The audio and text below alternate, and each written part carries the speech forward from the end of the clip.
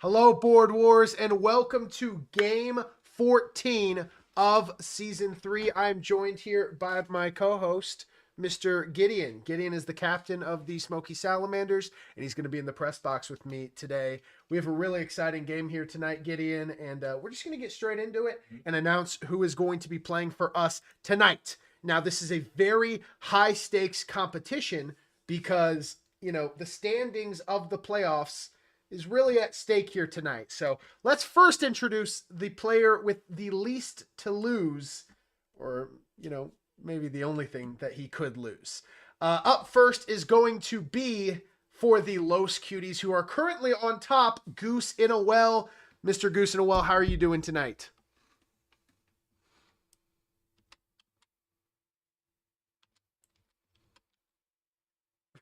GooseinaWell? Are you okay?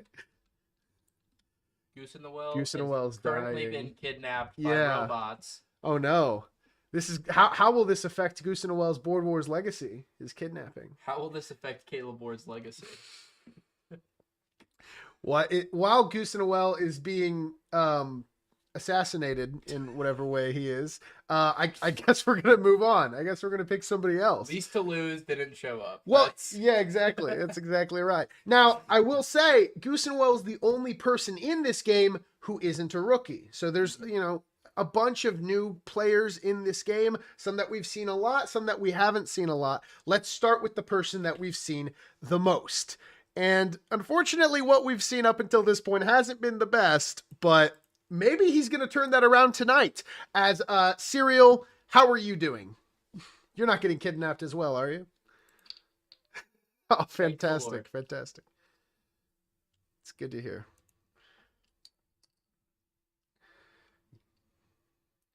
That's awesome, man. That's good to hear. Now, you are in spot number 2, and you represent a barbecue beaver team who, up until recently, has gone winless.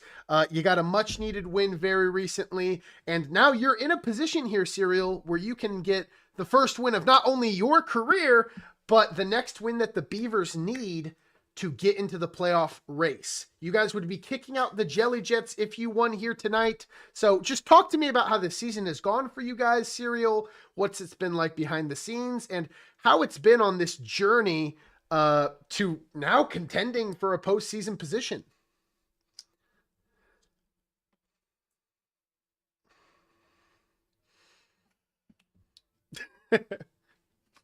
Sure.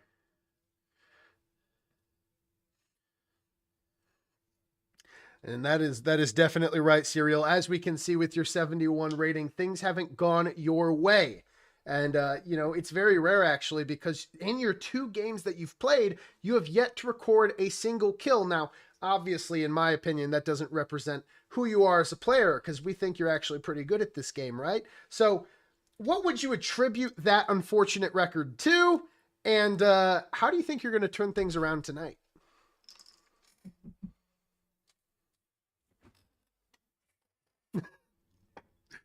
Hey, I respect that.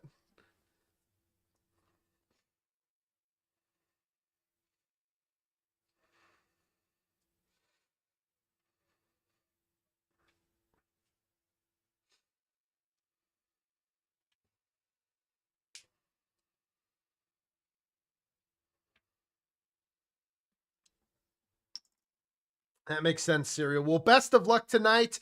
And it would be really cool to see the Beavers in a playoff position. Best of luck to you, man. Seriously, you are on spot number 2, as I said. And, in this meantime, that we've been talking to Serial here, GooseinaWell, I think, has returned from his kidnapping, and he might be ready to go. GooseinaWell, can you hear me? Uh-oh. The robots have gotten him again. Yeah, it's possible the robots have captured GooseinaWell yet again. I can. Hello. Wow. Are you okay? Might I start with? It seems like. Oh, very nice. Very nice. I know kidnapping is a scary experience, but I'm glad you have defeated all of those ninjas and you are free. You are free to talk and hang out with us. Ninja robots now. Yeah, ninja robots. We're just adding to the lore. Very exciting. Very exciting. How are you doing tonight, GooseinaWell, other than your Wi-Fi troubles?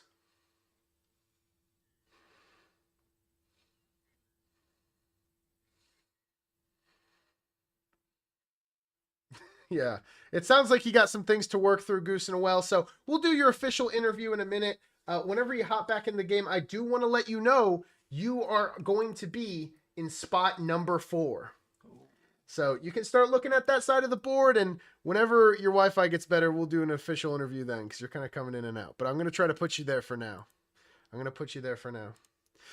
And, before we come back from GooseinaWell, who's finishing defeating those robot ninjas, we can just move on to yet another rookie who, unlike Serial, not to diss our boy Serial, but has actually had a good rookie season thus far, a successful one. And that is going to be Papa Bear. Papa Bear is going to be in spot number 1 tonight, where I had just moved him. Papa Bear, how are you doing tonight? You're not fighting robot ninjas off, are you? I'm doing great. It's a exciting game for you guys tonight. Not only do you get revenge for that game that you lost earlier this season, but you also, get to fight to put the Bears in the number 1 seed. So what would that mean for you guys hitting this second stretch of the season? And I don't know, what are you expecting out of yourself tonight?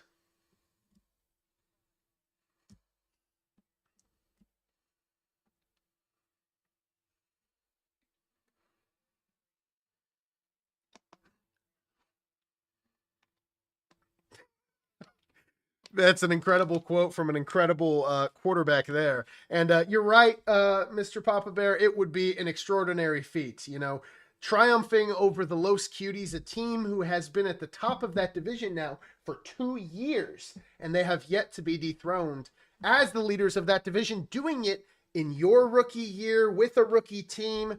It's a very exciting prospect. So, Papa Bear, I heard that you guys are at the space station tonight. You've got all your bears around you. And what is it like to be a part of such a team that is unified and playing together?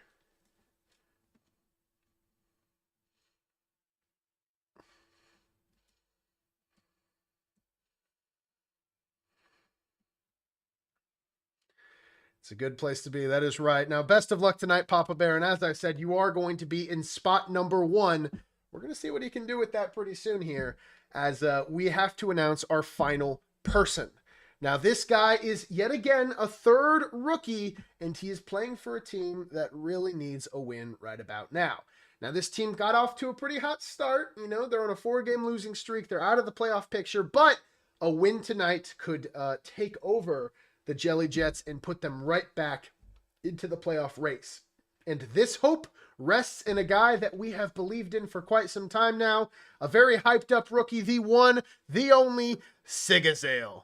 Sigazale, how are you feeling tonight? Very, very nervous. Pre-game jitters as a rookie, like I get that, I was there once as well, but how are you handling those feelings right now in this game? And I don't know, what's it like to be on a Dragons team where, you can lean on the guys around you?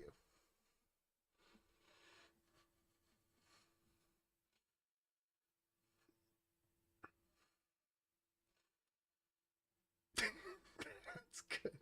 That's good. That's good to hear. That's good to hear. Now, I've heard, Sigazale, that you yourself, you're kind of being a little timid here, and maybe that's strategic. You want your guys to not have to worry about you, maybe sneak some sneaky ones in.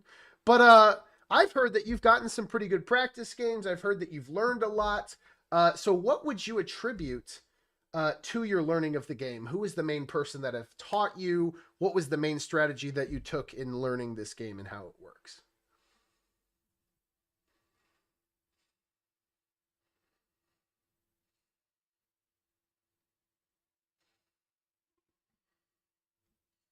Piano Man. Mm, that's fantastic. Now, how many practice games have you played in preparation for this game tonight?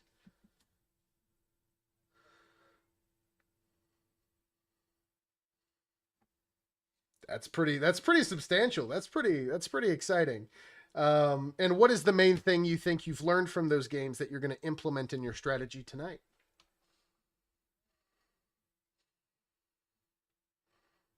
Mm. Diplomacy's the name of the game, man. Name of the game. Now, Sigazale's trying to keep as many cards close to his chest as possible, and I respect that. As I said, Sigazale, you are on spot number 3, and as a former Purple Dragon, I gotta say, I'm rooting for you, man. Best of luck tonight. I believe in you. Bias. Best of luck, Sigazale. Best of luck. As we now go to GooseinaWell, the player who I might be most excited to see tonight, as we can hopefully finally interview him now that he is done fighting off those robot ninjas.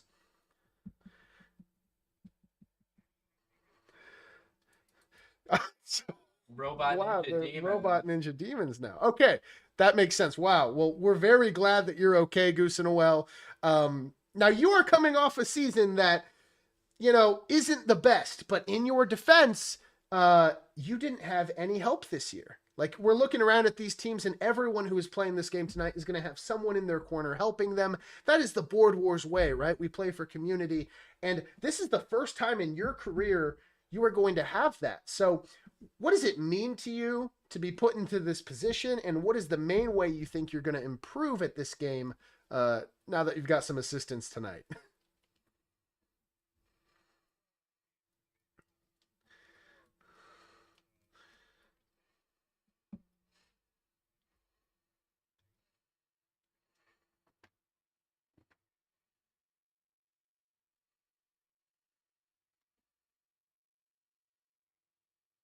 Certainly. Certainly. And as a relatively new player to this game, I mean, what has it been like being instilled in a Los Cuties team that is so used to winning? You know, I bet the culture over there is a little bit, you almost expect to win, don't you?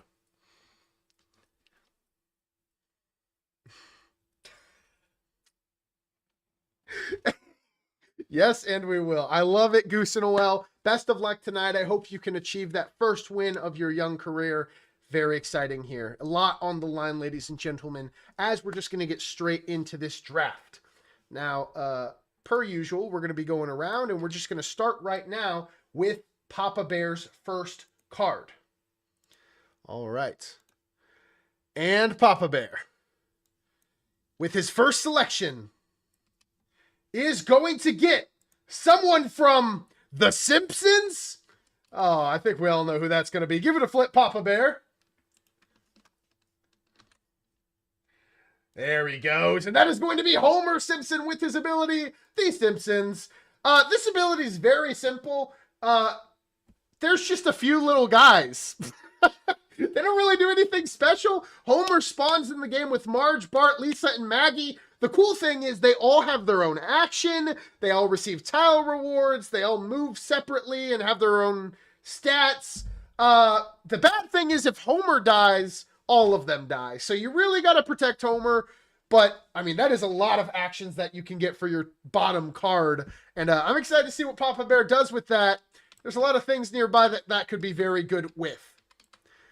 As we progress to the second pick in the draft, and this is going to be Cereal's first pick. Cereal might be a little young to recognize this, but man, if you're an unk, you know what this is from. Give it a flip. And that is the Backyardigans, Pablo from the Backyardigans, to be precise. And he has a crown on his head because he is a king. Now, his ability Backyardigans, on his turn, Pablo can pretend to be any character on the board. Now, you can only do this once per game because it's a one-off. But for one rotation, whoever you pick, you get that character's ability only for one rotation. But still, if there are some really strong abilities in this game, Pablo could be really good for one turn just by the power of pretend. So, best of luck with that, Cereal. I know you're going to decide right on how to use that tonight. As we go on to the next pick, the next first round pick, and it is going to be for Sigazale. As I think this might actually be wrong. And yes, sir. And your music, Sigazale, is actually being silly, and it's not even here. But I'll tell you what, maybe that's good news. Maybe that's good luck. I don't know. That's very rare. Give it a flip, Sigazale, for your first ever card. And that is going to be Rambo, First Blood. Now, I wouldn't take Sigazale as the kind of guy who knows who Rambo is. You know, I don't even really know who Rambo is. I don't know all the cards in the game. But he has an ability, First Blood, that is very exciting, Sigazale. When someone uses their action to attack you, you always attack them first. That is very good. Now, that attack where you attack them first does not cost an action. During this attack, if Rambo deals 12 or more damage, he is going to evade the entire attack and teleport back to his spawn. So, 12 damage, if you do the math, that's like if a gold or silver attacks Rambo, there's a very good chance that A, he's not even attacked, and he is guaranteed to attack them back first. So very good for late games and staying alive. If you want to take out Rambo, you got to hit him with a big, heavy hitter. As, we'll see who else Sigazale can pair with him as we get into the later rounds. But now as we get back to the music here, GooseinaWell is going to get his first card of the season, and that is going to be... Oh! Little jig there. All right, give it a flip. Someone who was born with a hammer right in his hand. Let's see who that could be. I'll do it for you. John Henry, the steel driving man. Absolutely insane. He was born with that hammer right in his hand. Now, he has 6 attack, 10 to the second green, 4 speed, 4 defense, and his ability, Steel Driving Man. If John Henry is in the same tile as any non-human attack, he can copy this attack instead of using his own. Now, this applies to CPUs, vehicles like the Batmobile or the Jaeger. This would apply to means of attack as well, such as the Sniper Tower or maybe Bird Island. That'd be kind of strange. But we're going to see the extent of that very useful ability in certain situations, and I'm sure the cuties are going to figure out how to use that well tonight. I cannot believe that you just brazed over the fact that he has 10 to the second on green. Oh, I know. No, that is pretty insane. That is pretty insane. Absolutely. He's a great attacker in certain situations. I completely agree. He's a steel-driven man. Steel-driving man. As we progress to the second round, oh, a little bit of an ancient tune here. I know Papa Bear's an unk. Maybe he grew up watching this show. Give it a flip, Papa Bear. Popeye. Now, I don't know. Maybe Papa Bear's not that old, but, maybe not that old. His ability is spinach. Every turn, Papa Bear with Popeye, you are going to gain 1 spinach. Now, when consumed, spinach is going to grant you green plus 5 attack. And spinach is going to stack if it's not used. So you can collect like 5 spinach after 5 turns and give them around to people. Now, it can be consumed by yourself or one of your teammates that are within range of Popeye, which is very good because if you look at his gold card, green plus 5, I mean, that's 12 to the second attack. The fact that he can do that every turn, very good attack, very good utility there. And I'm excited to see what the Unk Papa Bear does with that tonight. People are getting just characters that they would know.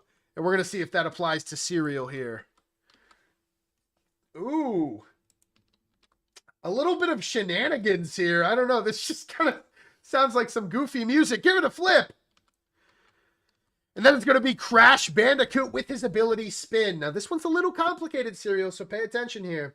When attacking an enemy character, for every 5 damage that you deal, you are going to bounce off of him, and you can attack an additional enemy that many spaces away. So if you deal 20 damage to somebody, you can attack another enemy for free up to 4 spaces away. Think of it as you're bouncing off of them and spinning and hitting somebody else. Hope that makes sense. If not, you can ask me questions later. But that is a very exciting card to pair with Pablo, as, Cereal's got a pretty good top 2 right there, or bottom 2, rather. As we progress now to the Dragon's second pick.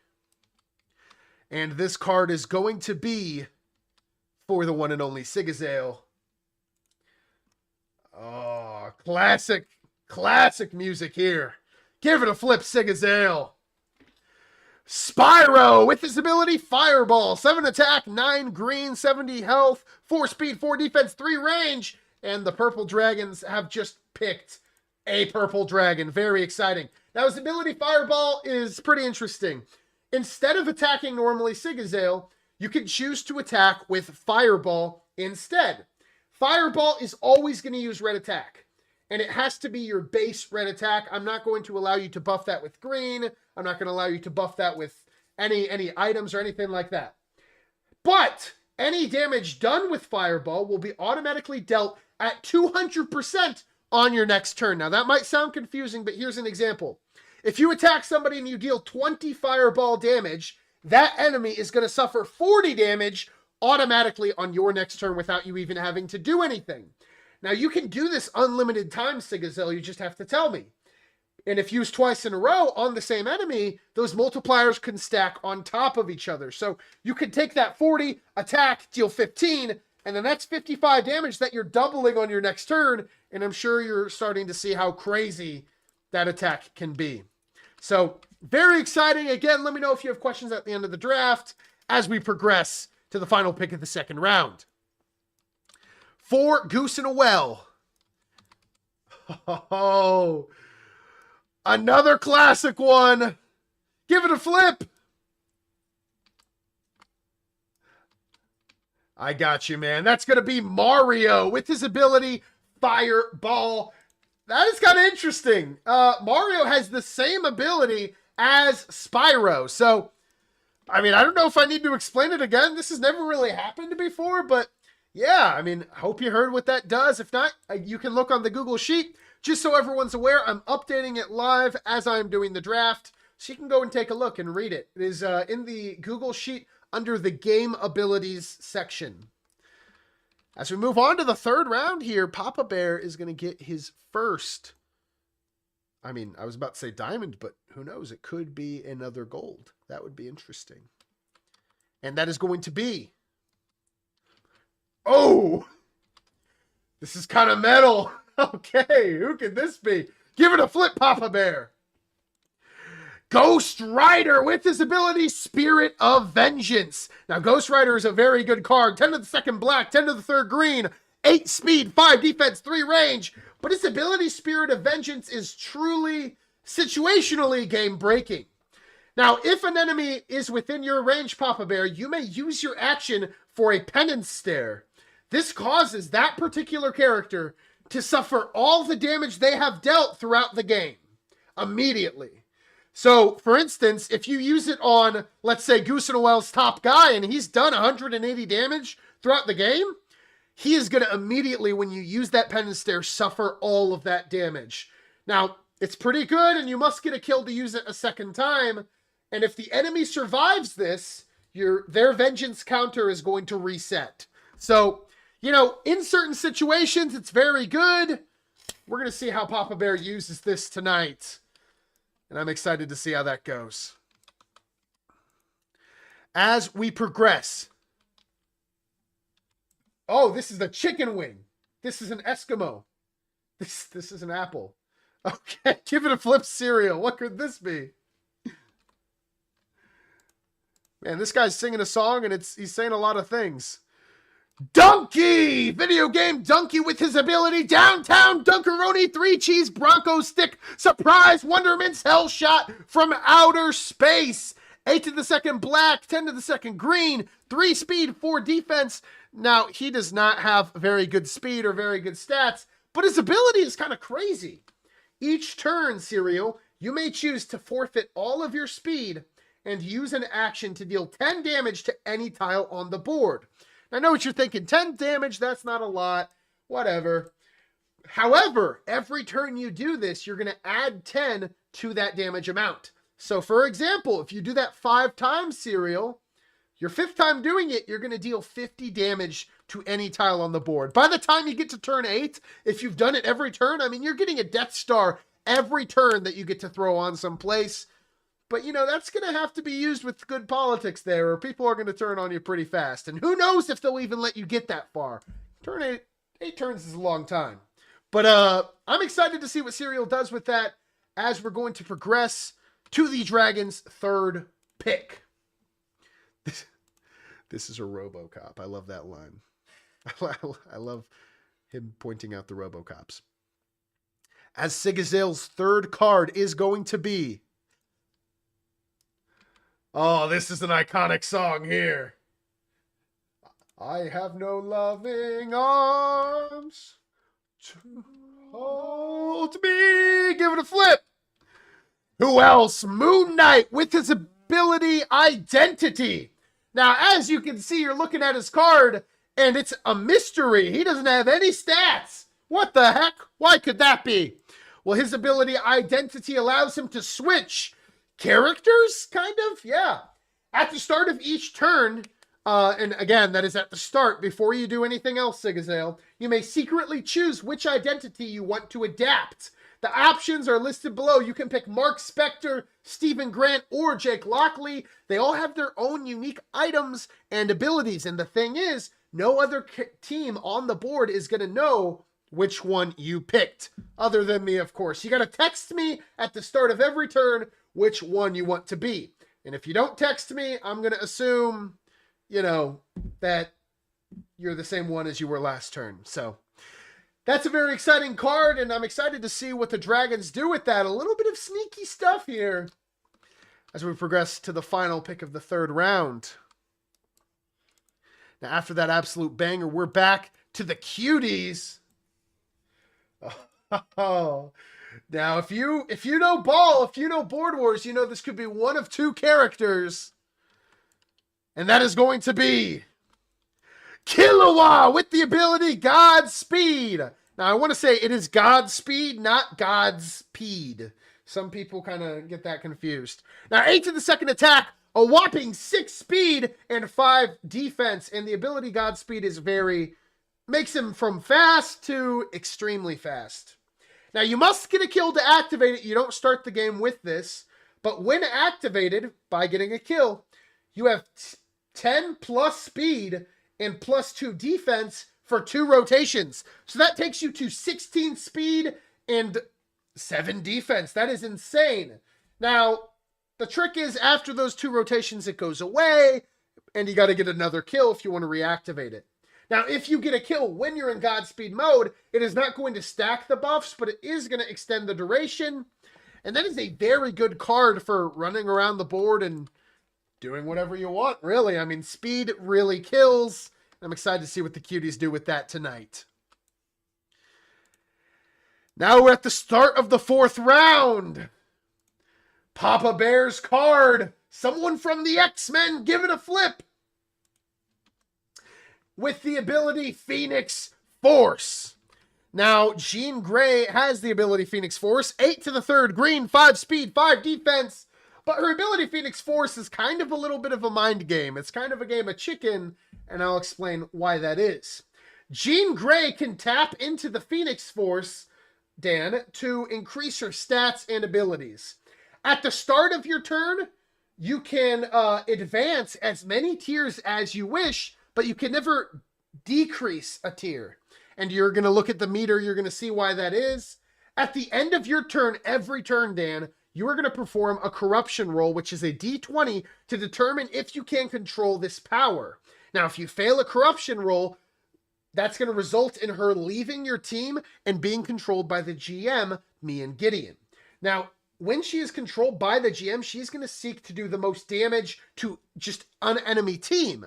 But if she gets taken when she's in her Dark Phoenix form, which you can see which tiers that is, she will not target any other team other than yours. So basically, you can advance as far as you want, Dan, but the chances that you get corrupted and that you lose custody of her, she won't even be on your team, gets higher as your buffs get higher. So you can see the corruption rolls on the right side, 4, 8, 12. For instance, the 12, if you roll a 12 or a lower, you know, you're corrupted, you lose her. So I hope that makes sense. I will answer any questions as you have them. But that is a very powerful card that Dan is going to have to weigh the probabilities of if he wants to use it well. As we go on to the next pick of the 4th round. And who could this be? Oh, who could it be? Oh, who could it be? A little skeleton guy. Doing a little dance here. Give it a flip cereal. Spooky, scary skeletons, introducing the king of the skeletons. He controls them, as we all know. Now, he has 11 attack all the time, unless it's your normal attack for some reason. He has 3 speed, 5 defense, and of course his ability is that he controls them. Who? The skeletons, of course, who else would he control? Now, when an enemy character dies, Serial, they become a skeleton. Once per turn, the king of the skeletons may attempt to control a skeleton on the board. If successful, he may use that character's speed, action, and ability for one rotation. You're going to select the skeleton of your choice every turn, and you're going to roll a d20 to see if it works. Now, again, you can't really do this on the start of turn 1 unless somehow the bears die, because you can only control skeletons, and that can only happen if people die. So at the end of the game, especially as really good cards start to die, that could be a very powerful ability. And I'm excited to see what you do with that, Serial, as we progress to the Dragon's 4th pick. Now, this is a card that I really don't like. I love this card. I don't like this card. I love this card. So, as we're going to see what it is. Oh, wow. Nice. He's rapping. All right, give it a flip. I didn't know this guy could rap. Oh, it's Venom with his ability Symbiote. Venom. 10 to the second attack, 10 to the second green, 3 speed, 4 defense, but his ability Symbiote takes those kind of average, below average stats and makes them utterly insane. Now, anytime you get a kill with Venom, your Symbiote is going to get way stronger. When this happens, the first thing that happens when you get a kill is you're going to regain all of your health. So if you were at 2, you would go all the way up to 105, and you're going to gain some temporary buffs. Specifically, an upgraded dice tier, plus 3 speed, and plus 2 defense, and those buffs are going to last 2 rotations. Now, if you get more kills during those rotations where those buffs, are happening, the buffs are going to stack on top of each other. So if you have 2 going at once, I mean, man, you could have 2 upgraded dice tier, plus 6 speed, and plus 4 defense. You would be an unstoppable monster. And that is a card that, if used properly, becomes very good in this game. So I'm excited to see what Sigazale does with that, as he's putting together a pretty strong team right now. As we move on over here to GooseinaWell, as he is going to get a card that we have yet to see in Board Wars history. It debuts tonight on his team. Give it a flip, Mr. GooseinaWell. And the ominous music is because it is Professor Longfellow from the board game Betrayal at House on the Hill. Now, that is my favorite board game ever, and Professor Longfellow, of course, is from it. You have 8 to the second black attack, 12 to the second green, 4 speed, 5 defense, 1 range. Now, Professor Longfellow's ability is really where things get interesting, because when Professor Longfellow ends his turn in a tile, that tile has been discovered. When you discover a tile, you're going to roll a d6 to see what you get. You could get an omen card, an item card, or an event card. So items are just going to be normal items in Board Wars, but those omen and event cards, they're actually going to be real cards from the real game, Betrayal at House on the Hill. Now, when interpreting how these things go, a few things are important, right? Just so you know, if an event says something like a might, speed, knowledge, or sanity, might is going to be your attack, speed is going to be your speed, knowledge is going to be your range, and sanity is going to be your defense. Now, if there's a tricky ruling, we are going to sort it out, us GMs. And another thing is each tile can only be discovered once per game. But I'll tell you what, that's not really a hindrance, considering there's, 47 tiles on the board. So I don't really feel bad for you about that. But that is a very exciting card that I'm really excited to see Tim use. He's a board game veteran, and I think he's going to use my favorite board game character well. And if he doesn't, I'm going to be very unhappy with him. Personally, I'm just not going to like Tim anymore. That's valid. Yeah, I think that's realistic for me. He gets kidnapped by a robot ninja demon. Yeah, that's exactly. Yeah, I'm going to send some real robot ninja demons to his house. That's all jokes. We're not going to kill Tim in real life. I am. As we move on to the final round. Now, the final round is where we see all of these teams start to come together, as the top card really dictates your main strategy. As we're about to see what that is for Papa Bear. From the National Football League, Papa Bear's been getting into the NFL as of late. Let's see if he knows who this is. Give it a flip. J.J. Watt with his ability pass rush off the Houston Texans. 10 to the third attack, 12 to the third green, 135 health, 4 speed, 6 defense, but his ability pass rush is very versatile. Dan, if you deal 35 damage on an attack or more with J.J. Watt, you are going to gain all your speed back and another action. That means if you attack well, you can run around the board and kind of attack everyone. I mean, there's really no limit to the craziness of this card. The only limit is you cannot attack the same character twice in one turn. So if you deal 35 damage, you can't use that extra action to attack them again. And with that being said, Papa Bear, this is your Board Wars team. How do you feel about these cards that you got?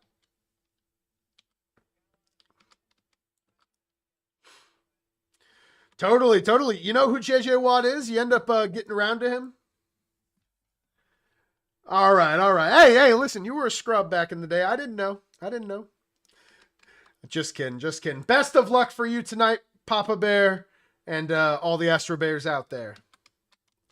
As we move on to Serial's final card.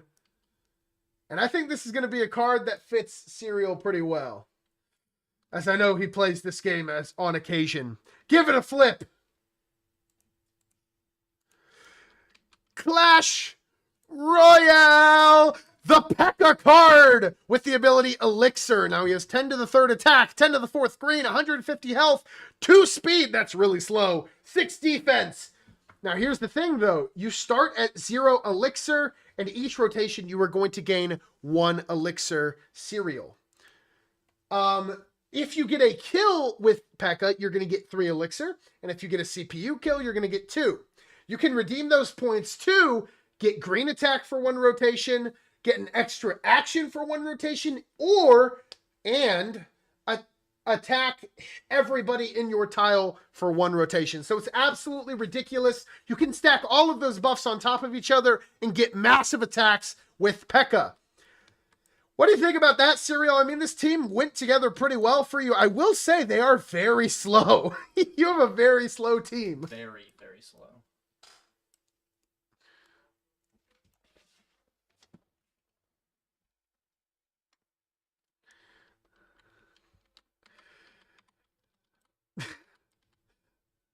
No, man, totally.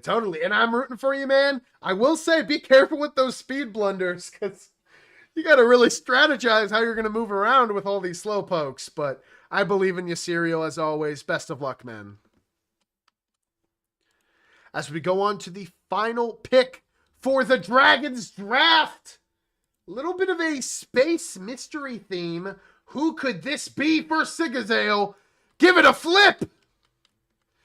Who else? Green Lantern with his ability Willpower. 8 to the third attack, 12 to the third green, 5 speed, 5 defense, 3 range.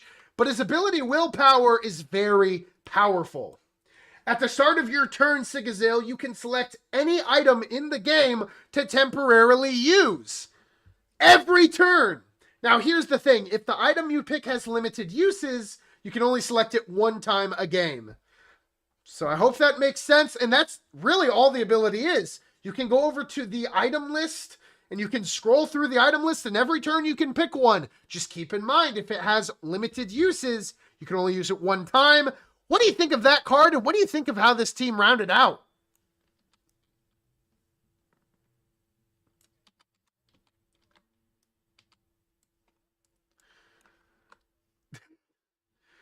It's valid. Just gonna have to deal with it is right.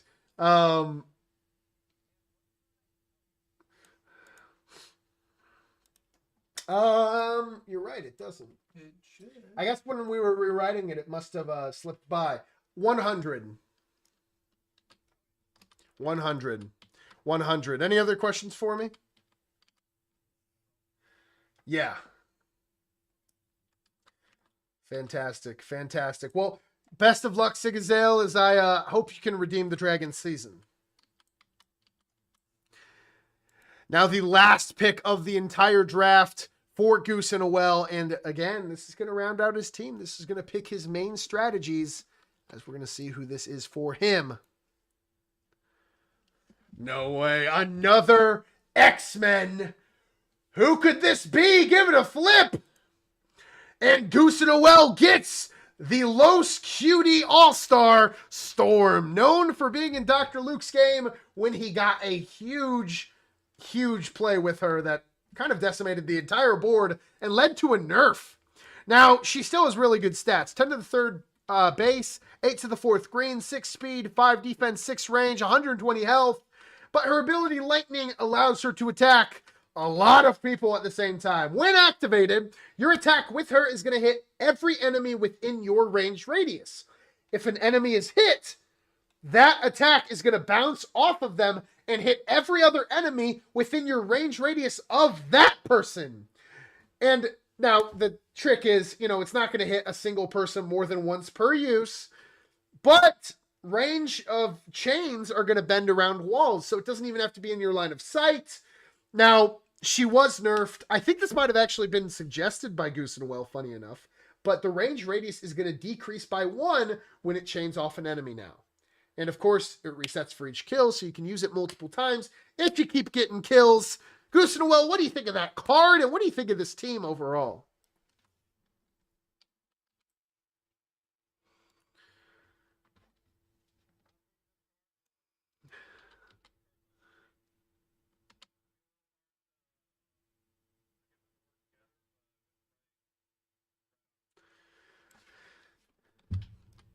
Totally. No, I completely agree, Tim, and best of luck for you tonight.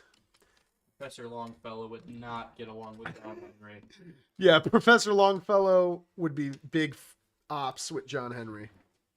As we progress now, we're going to show you guys the total score here. And the board is up. And these are going to go to all the teams. You guys can take out your figures. And some of you guys I don't think have played since the new style upgrades. But when you take out a figure, you're going to see that all the figures now light up. And they've got a health bar above their head. That's pretty cool. So if you guys can help me out, take out all your figures and start doing me a favor and start editing those healths, that would be awesome. I appreciate that. As we just got to do a little bit of analysis and talk a little bit while they're doing that. I don't know. In your, non-biased, maybe biased opinion, I'm not really allowed to have opinions getting because I'm the GM. They're going to get mad at me. Yeah, speak when spoken. But who do you think is going to win this game here right at the beginning? I mean, I want to put you on the spot here and find out what you're thinking. I'm going to be 100% honest. I, as a player, have been asked this question a lot. Yeah. I'm not right most of the time. Okay, so knowing that you're not right, who do you think's going to take this one? Well, I feel bad because I'm almost like cursing a player. And I'm sorry to say, Dan, I'm putting the curse on you. Whoa, so you're picking Papa Bear. Papa Bear has a very solid head on him, and honestly, from previous years, we've seen from how you led the Purple Dragons last year and other things like that. Rookies always come out and they surprise people. Sure. It's very easy to see people get blindsided by rookies. And I think this year it's been less that way because we know how good these rookies are. How much people have been practicing and getting in practice games. We heard Sigazale being 4 practice games. No, I completely agree. Rookies have just became a lot better. And Dan, Papa Bear, is one of the very few players, I believe he had a 10-kill game, or was it 9? I think it was, I don't know. I don't think it was that many, but I know it was quite a bit. It was quite a bit. No, it was quite a bit. Seeing his offensive capabilities from the very beginning, I think this is going to be a defensive-based game with one offensive person going around slaying people. And if that's the case, I got my money on Dan. And the captain of the Smoky Salamanders has his money on Dan, as we are going to begin with Dan's action clock, as that has begun for you right now, Mr. Papa Bear. You're on the clock. For the second time in his young career, and I will say, I got to agree with your analysis here, Gideon. I don't know if I agree with the verdict. I don't know if I'm allowed to really have an opinion on the verdict. But, I mean, man, Papa Bear had a really great game the last time we saw him. As we see him immediately going for Millennium Falcon. At the very beginning, we had this idea of either they're going to go for Millennium Falcon with Ghost Rider, or it's going to be a split off to go for That is item what gainers. the analysis was saying. We're going with item gainers for End Portal, and we see that he's immediately going for Millennium Falcon right there. And That's and right. the question is that going to cause tension between them and the Los Cuties? Oh, I mean, surely. I mean, these are division rivals. They share the same corner of the board. Yeah, that might be a bloodbath over there, as we kind of see that he's setting up to maybe take over Pacific Rim with some of his lower down guys, Marge and Maggie, the women there.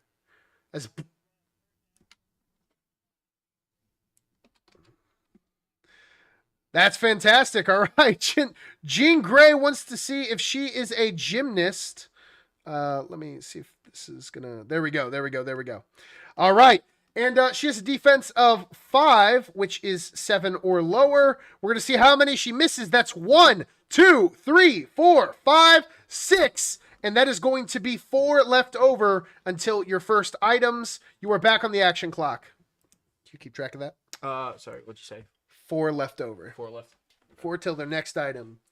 As he's got 45 seconds to decide.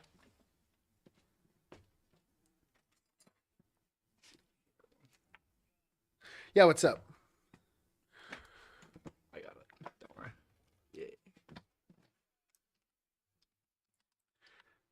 Yeah, that's correct.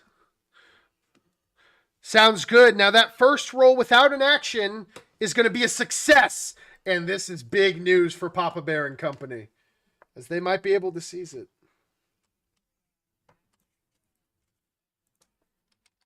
Yep. Did both of them get over? Because she's an item.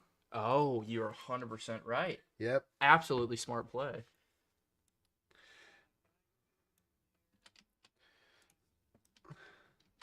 Fantastic. All right, the Jaeger's going to be attacking the Kaiju, and if they get this off, this is going to be a very good first turn here for Papa Bear. The Jaeger's attacking 8 to the 4th. The first 4 is going to be 1 hit. The second 4 is going to be 1 hit. So that is only 2 hits on the first one, as we're going to see 2 hits to the 4th. That is 12 immediately, plus 30. That is going to be 42 damage to the Kaiju. 42 if you want to write that down. Gotcha. As he is at 8 remaining, very close to killing. He's going to be attacking back, and that is going to be 2 hits on the first 5, and the second is going to be 1 more. That is 3 hits on the Jaeger, which you're not going to have to write down, Gideon. And those 3 hits are going to deal 28 damage, putting him down to 72 remaining. So the Jaeger's not going to be free yet, and it goes down to 72. As Papa Bear's back on the clock now, 40 seconds till the next thing he wants to do. As this has been a pretty successful start so far. As you can see, he's got the troublemaker Bart in the bomb tower, looking to just light some people up.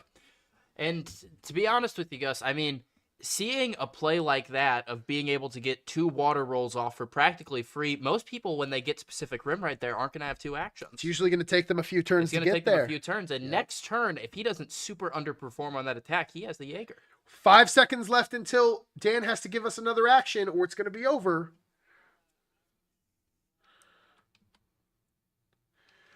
You have to be on that chair in order to do that. Yes. 2 spaces away. That's all good. Perfect. All good. Textbook stuff here. Let's see if he can move it. And that's going to be a 3, which is no good. Unfortunately, Dan's going to stay right there. He's got 45 more seconds.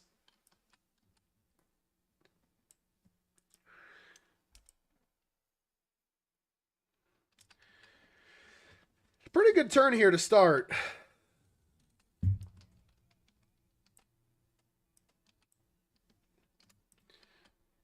Yeah, I got you. That's going to say that right below you.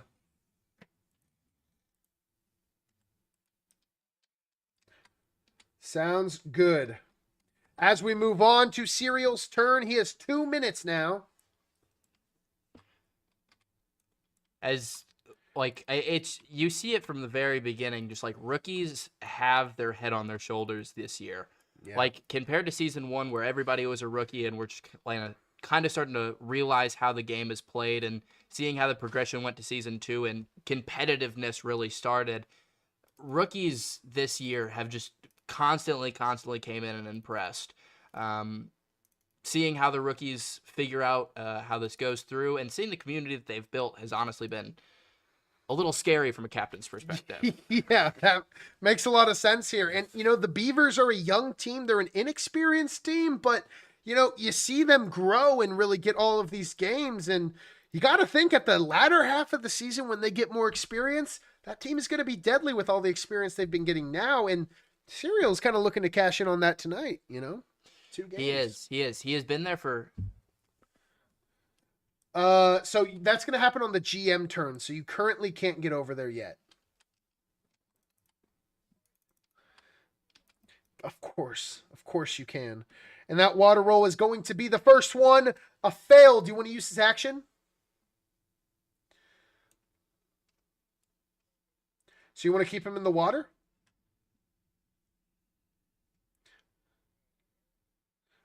Okay. Fair enough, And that's going to be another 3. Crash Bandicoot is going to be stuck in the water 45 more seconds. And, I was starting to think that might be a little bit of a rookie mistake there from Serial. Like, hey, I'm just going to leave him in the water. That's fine. Well, it's unfortunate. His lineup is currently made up of a lot of animals that probably don't know how to swim. I don't know if the King of the Skeletons could swim, but Pekka is definitely not I don't think Boya. the King of the Skeletons knows how to swim, if I'm being honest with you. Really? I would doubt that he does, as Serial's going to have 15 seconds to give us an action. Sounds good. Pekka's going to roll to see if he can get an item. And those first 5 is going to be 1, 2, 3. And the second 5 is going to be 1, 2, 3, 4, 5. So that is 2 left over until he gets an item. As you're back on the clock there, Serial. I didn't know. Sounds good. King of the Skeletons is trying his luck. And that is going to be only 1 on the first 5. That's unlucky. And on the next one, 1, 2, 3, 4. So that is going to be a remainder of 3. So 7 until his next one. And he is going to get an item. First item of the game here for Serial. And it's going to be the Terror Blade. Very lucky there. As that's going to put him in a pretty good spot. Offensively, especially with Pekka over here. Oh my gosh. Oh man, good combo. Yeah, he's going to start getting that elixir pretty dang quickly. And I'll tell you what, with his 11 green attack, King of the Skeletons is going to be pretty good tonight. A piece of Board Wars trivia that I now know: what character gets worse on green? Yeah, I think this season there's a few of those. I don't know if that's strictly the King of the Skeletons. It might be though. I think it's only the King of the Skeletons. That would be very funny. I think it's only him. 15 seconds until Serial's next action. Is he spreading his guys out now? Like a master at work here. Out of time now. We're going to move on, Serial, unless you can give me something now.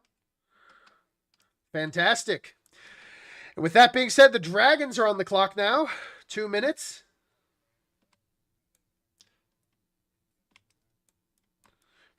Get video game donkey? Yes, you do. So remember that for your next turn. As a minute 45 here, and yep, you see right there a little bit of misunderstanding there for the Beavers, not properly getting what they can out of that guy.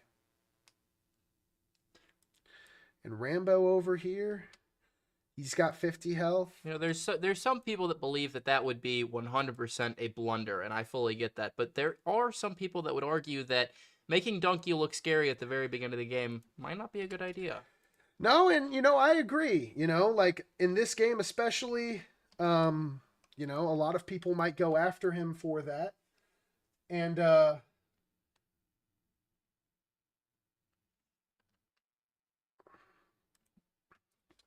And yeah, there we go. Hey, I gotta check the audio real quick. Can somebody say something for me? Hello, hello. Awesome. Try it now. Hello, hello. Awesome. Thank you. Hello. Fantastic. Green Lantern is going to select the reality gem. All right, he's got the reality gem. And then he's gonna swap Radiator Springs with this little stone hunter. That's the classic trick right there. The classic trick. Classic trick.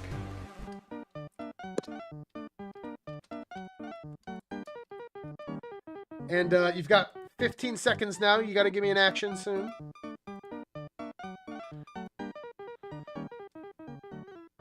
Oh. You got to give me an action in 5, 4, 3. I'm gonna use Mystic Elevator. All right. As he was quick on that one. You got to be. And that's going to be a 3. No good.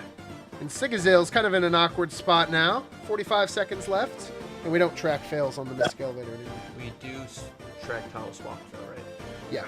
Yeah. Oh, yeah, one right there.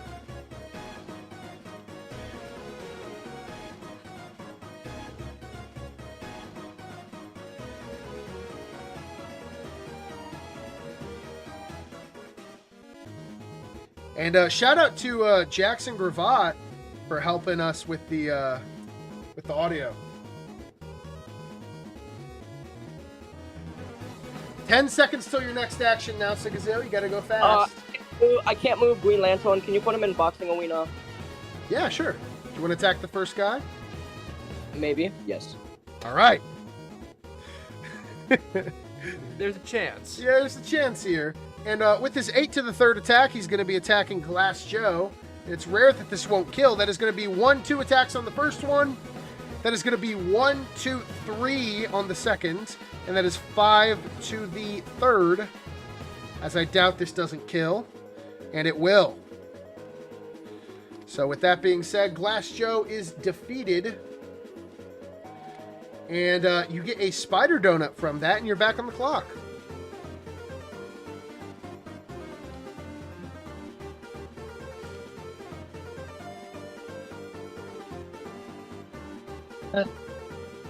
I can't move Venom either. I need help. You need to get good, man. That's what you got to do. Yeah, you gotta figure it out. Yeah, you got to figure that out.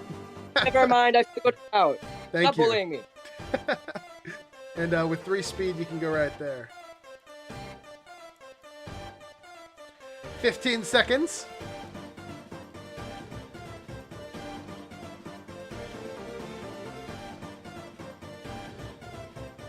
Five now.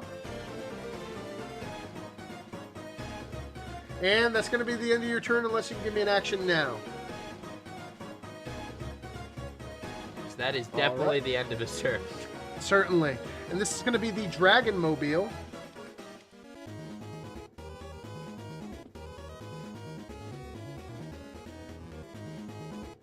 As we're going to progress now to the Los Cuties' first turn of the game. You're on the clock, Goose in a well. Those cuties. No. Alrighty, I have a question about the golf cart. Sounds good. First of all, where is it? And second of all, do I take damage if I am in it? No. Well, oh, you mean from outside forces? From outside forces, You yes. do take damage, you just cannot be attacked. Okay, so if something attacks the entire tile, then I can be attacked, but I cannot be directly attacked. Yes. Like if it's tile-wide, then yes, you can be hit. Okay, I will be moving Professor Longfellow into the cart. Smart. Does it automatically happen? Just gotta ask. Gotcha. You got a minute 15. I will take Mario. I will take Mario to get some shield from the cart. Sounds good. How much shield is that going to be there? That Looks is 10. like 10. Awesome. I am doing the same with Storm. Sounds good.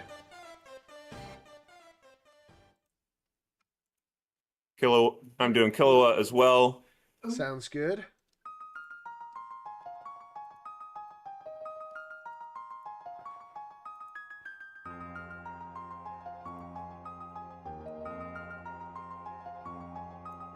And then I'm going to take John Henry. We'll take some shield, go back. So that's 1, 2, 3, 4 into Doof. Mario and Storm are going into here, and they will attack the Dormelage. You got to be within line of sight, so you could go here. Is that okay? Yes. Fantastic. Okay, so that attack is going to be 10 to the third, and then 15 there.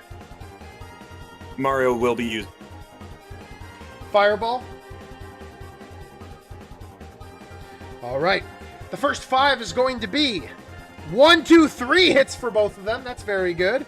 The next one is going to be 1, 2, so that is 5 for both of them. Mario does have 5 more, but I think the likelihood that we need that is low.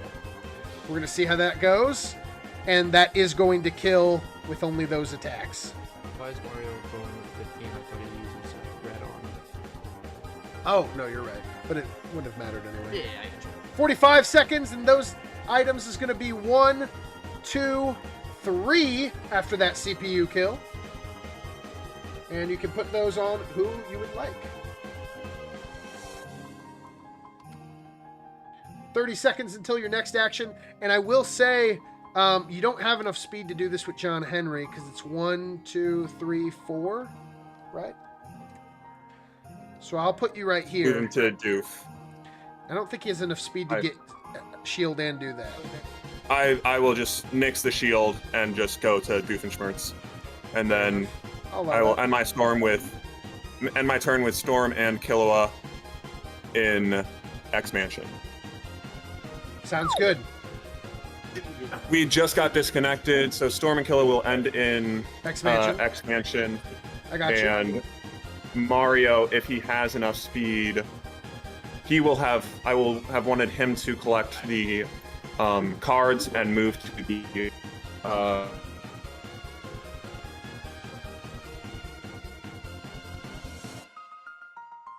Transmutation? Yeah, I'm just gonna have to leave him there, man. I'm sorry. I hope your technical difficulties get better.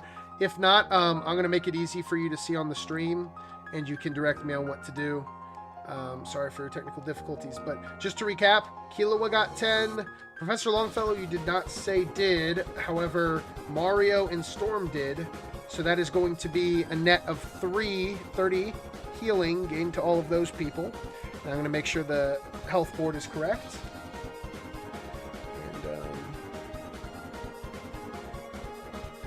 we go. And there. As we're going to do Professor Longfellow's ability now, as he has just discovered a room.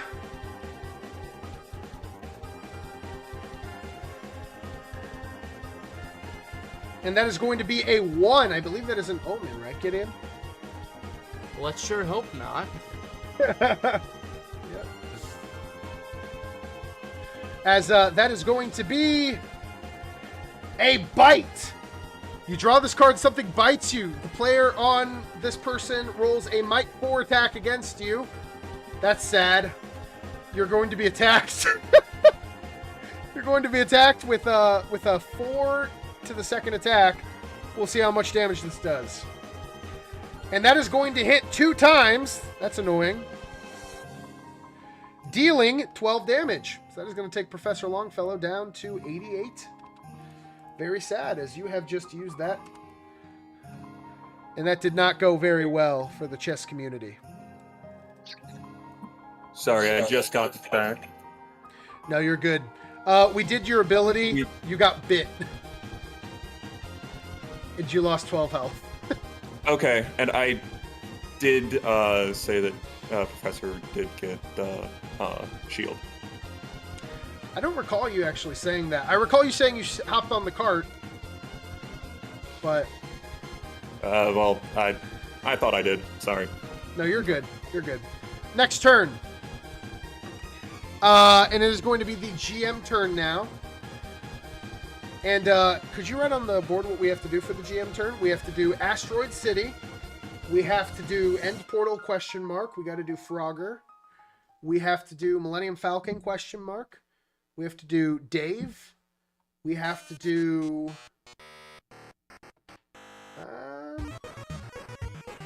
Mute City. We have to do... That's it. Oh, I have Sauron. And we're going to start with Asteroid City. There is one item that I see, 2 items that I see. So one of these 2 items, actually 5, is going to be taken. A 6 is going to be a reroll. And that is going to be a reroll. And that is going to be a 2. And that is going to be the item from the dragon stolen by Asteroid City. Next is Eye of Sauron. We're going to be looking around. And we see no group over there. We see one group of 2 for the cuties. So we're going to do that. And they are safe. And that is all for that. We're going to do Frogger. And that is going to be 1, 2, 3. 1, 2. 1, 2, 3, 4. And 1, 2. Very interesting. Next, we're going to do Dave. We're going to see how far Dave goes. Wow. One speed. Dave is kind of being slow here. Millennium Falcon we're not going to do. Mute City we are going to do. And that is going to be 8 and a 6.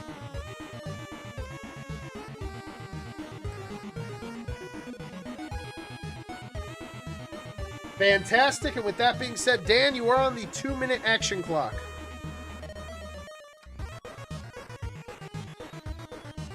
As the first turn is one of my favorite turns to see every single time. There's so many things on the board, so many actions, or places to use your actions, so many tiles, and we start to see where people are going to fully flock to. There's a lot of times where we see people playing more defensively and not taking up the tiles that they wanted to. Very interesting things are happening with like the Mystic Elevator right now, of like the dragon swapping over Radiator Springs and going for it. And this is where we start to see those things Love that, develop. Gideon. Can Jean Grey fight the gymnastic gym? Yes, she can, and she has 4 remaining. As the first 5 are going to be 1, 2, 3, 4, and that is going to be an item. We're going to see what the second 5 do, and that is going to be 1, 2, 3, so that is 7 remaining for the next one, and you're going to get an item here, and that is the freeze spell. Back on the clock, 45 seconds. As Jean Grey is a pretty good gymnast, not as good as Pekka somehow. 7. It was 4 and then 3.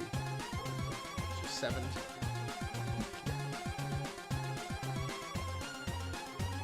Jaeger is gonna attack the other thing in the whatever it's called.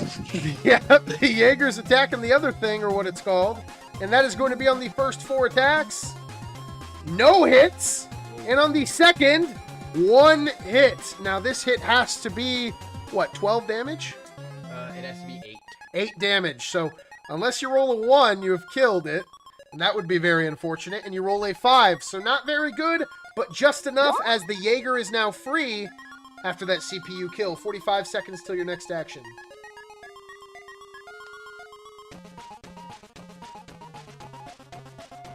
As Board Wars is currently supporting women and babies driving mechs. Yep.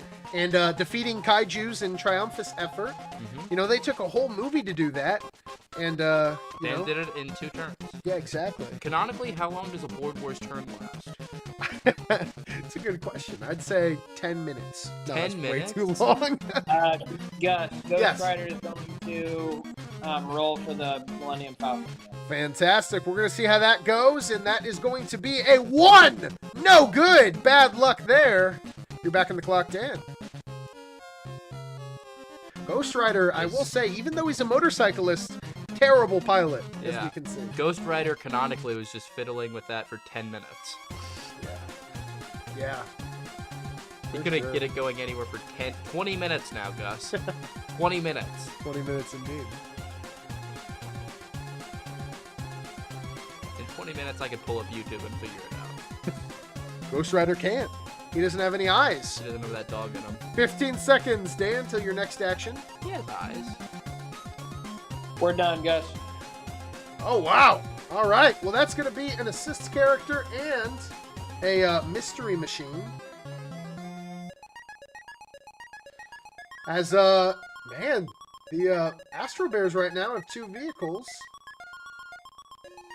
And your assist character is going to be Iron Giant. Very good pull there. As his ability is he can choose to take damage in place of a teammate within range. So he can sacrifice himself for the greater good of maybe an Astro Bears victory.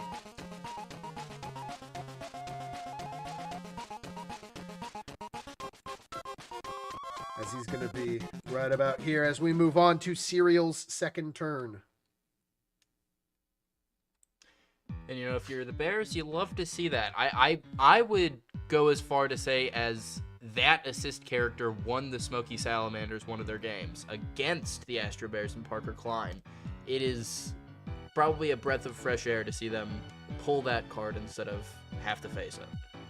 Yeah, for sure. No, I would completely agree. And I think the Bears are going to be happy with that one. Can Crash roll for water? Crash can roll for water. Trying to get the guy out of the water. And he does not. Do you want to use his action? Not yet. Okay. Minute 15. Very smart there from Cereal. And, you know, he's got some time. Obviously, the Astro Bears kind of look like the best team on the board at the moment, but the Dragons are setting themselves up pretty nicely as well. And Green Lantern is a card that really can set you up well. Being able to pull any item that you want to is honestly, it's one of the most utilitarian abilities out of all of them. I agree. I mean, the utility is just unmatched. I would say it's him and Strange up for how much utility. Especially now in the modern day with all these good items we've got in the deck here. Man, I mean, you could ultimately nullify something, you know? Just like, hey, take it out of the game. You got your genie lamps and all that. And if you want to nullify something constantly, you have Universal Gem. Exactly. That's exactly right. Insane. Can Pekka roll for Biles? Pekka's going to roll for Biles, and Pekka's a pretty good gymnast. How much does he have remaining? He needs 7 more to get an item. Awesome. Those first 5 is going to be 1, 2, 3. And then if he gets 4 here, he will not. He gets 3, as you have 1 more to get an item. Back on the clock for you.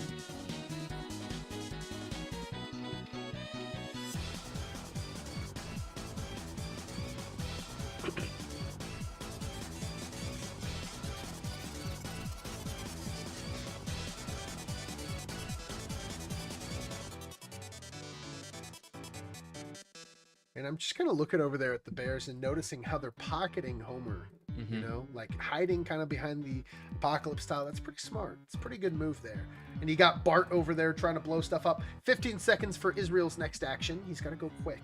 Lore accurate Bart. Lore accurate Bart. Lore accurate Bart. Can the King of the Skeletons roll for Biles? Of course he can.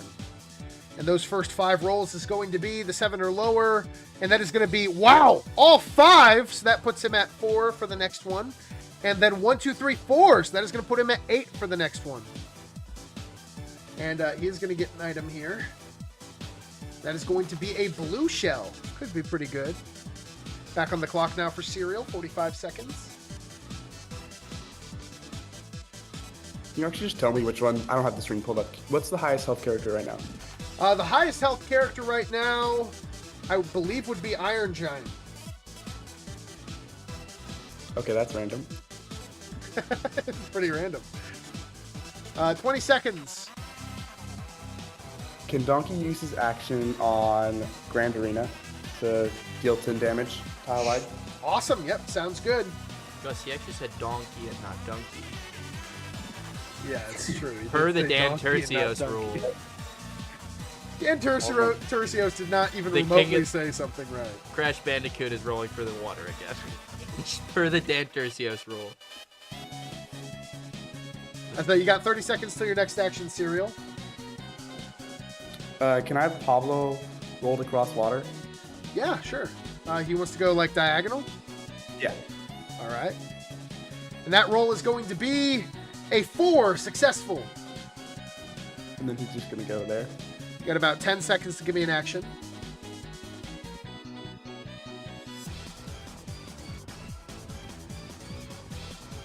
I think I'm good.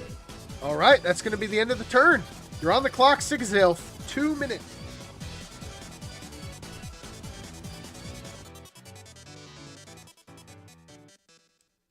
Some interesting things are going on with the barbecue Green Lantern Beavers over is there. going to spawn the universal gem. Okay.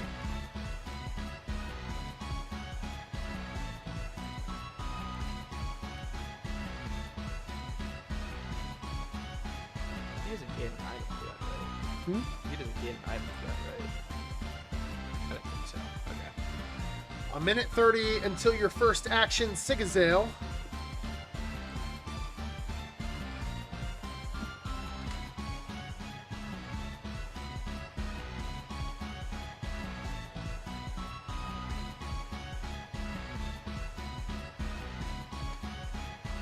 Green Lantern's going to use the universal gem to disable Doofenshmirtz. Doofenshmirtz has been disabled. Very interesting there between the dragons and the cuties. Still a minute till Sigazale can use his first action.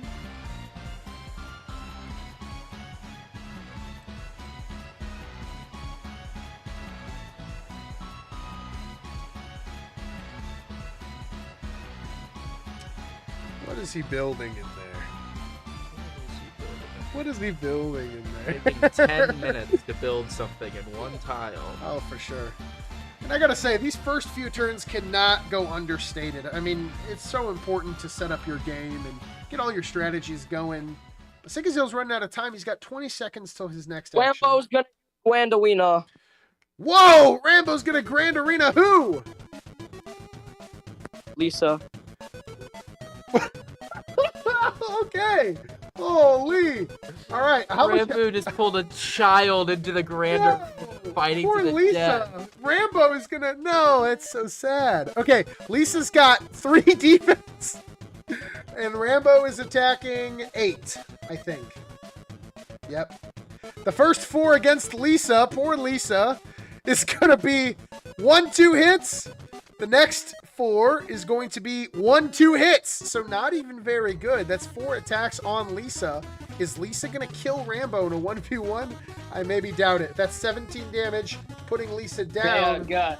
Yes. Gus. Iron Giant wants to take the damage. Oh. Just He's on within range. Within Not range range. would make sense. However, I'm going to look at the rulings of this. Da-da-da-da-da. Yep, because the doors in the tile close, it's not within your range, unfortunately. So, that's a fair attempt there from Dan. But it is unsuccessful. 23 damage is what Lisa, or health is what Lisa goes down to. 45 seconds now. Until your next action, Sigazale.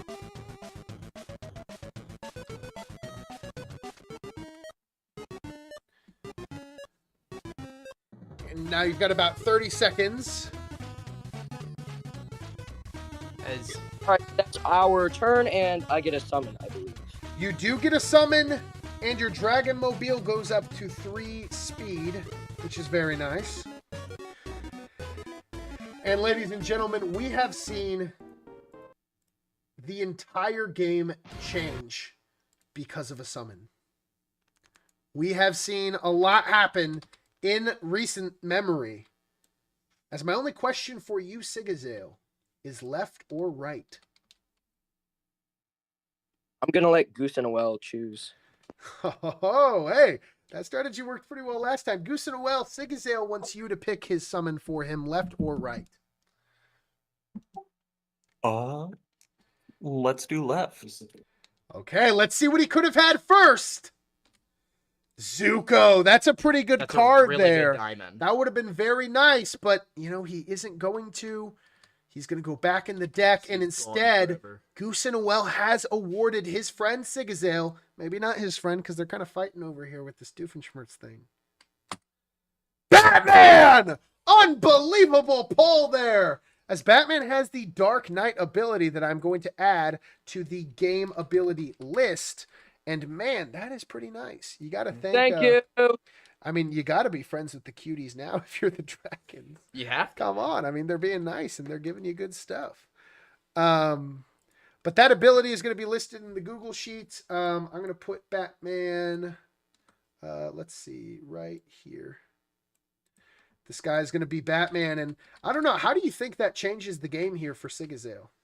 I mean, having an extra diamond is always monumental. Now, if you look at it, there's ways to get around that, obviously, but Batman, the more that you stack him up, the better he gets, and getting a summon so early with a character that stacks up with how many bats he gets, it's just going to be better and better, and pulling him right now is the best time to do it. I completely agree, as that is going to place GooseinaWell on the 2-minute action clock. Before that starts, I don't have Mario or the Dora Milaje tile. Whoa! Did you delete them? I did not do anything. When I disconnected, it was gone. What the heck? Well, it's okay, Tim. We blame you. Tim, how the heck did you do that, man? Oh, I found him! He's up here! Mario got kidnapped by the robot demon ninjas. Whoa, what the heck? He's stuck up here. Someone's got to get him down. I'm going to try to flick him. And that worked. And that worked somehow. And that worked perfectly. Mario's right here. GooseinaWell is just trolling us right now. Too far, GooseinaWell. Not okay, man. All right, I'm going to restart your clock. Your 2 minutes is going to start now. All right, thank you. How did Doofenshmirtz get deactivated again? The universal gem that Green Lantern has created. Got it. Green Lantern's being a silly little guy. He is being a silly. All right, well, I'm going to move Storm and Killua over to Dave's golf cart. They'll gain 10 shield, and then they'll move right back. 1, 2, 3, 4. I like it. Professor Longfellow will gain 12 HP from Dave's golf cart. Awesome. He's going to gain health. I like it. And Mario will move 1, 2, 3 to Green Hill Zone. He will hit the pole. Okay. He will... You cut out a little bit there. You have a minute left until your first action, though.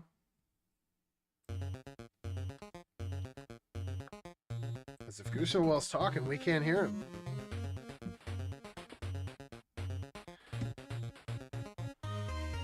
As we just disconnected.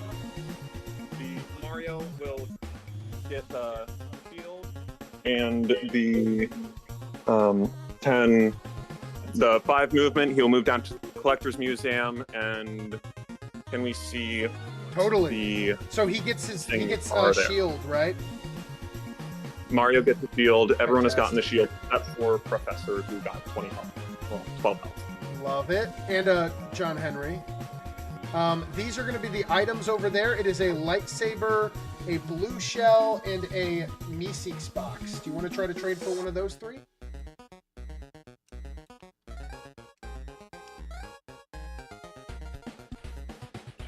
Do I need an action to do that? You do. You've got to give me one as well. Wait. I get the. Isn't it an action to get the +5 movement? It is, but that's been exhausted by now.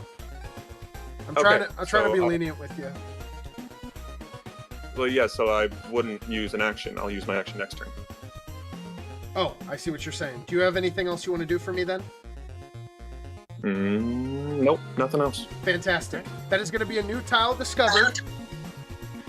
And we're going to see what Professor Longfellow gets.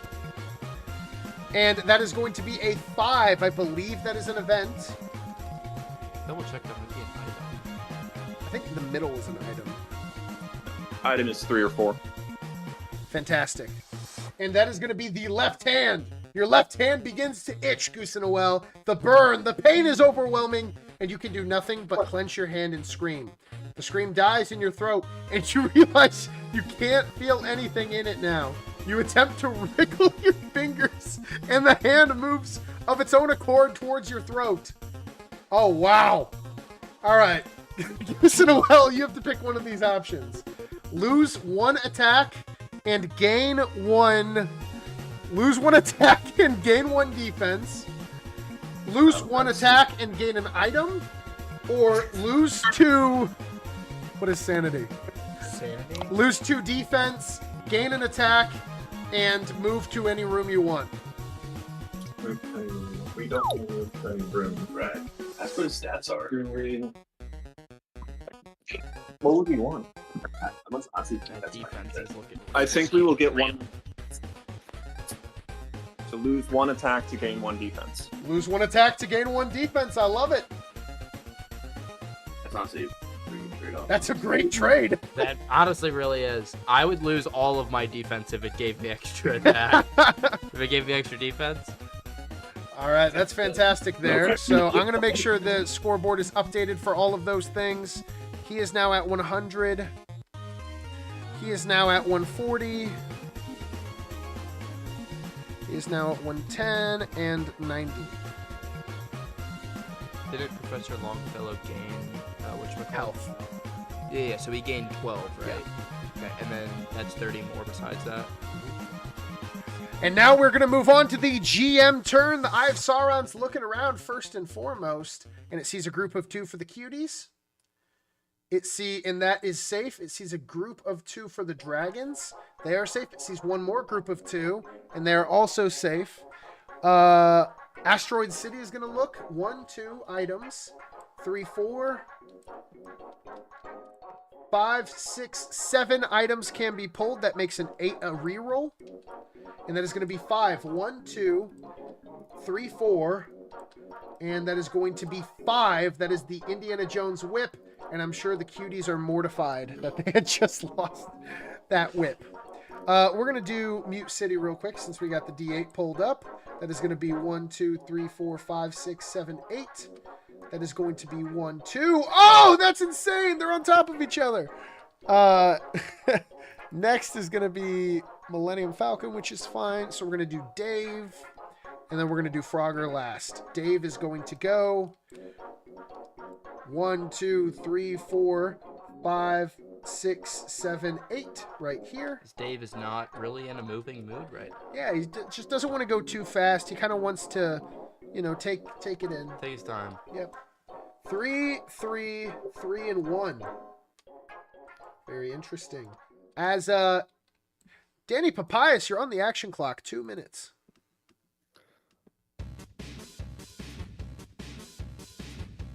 As Dan's moving silently, but I can see what he's gearing up for already.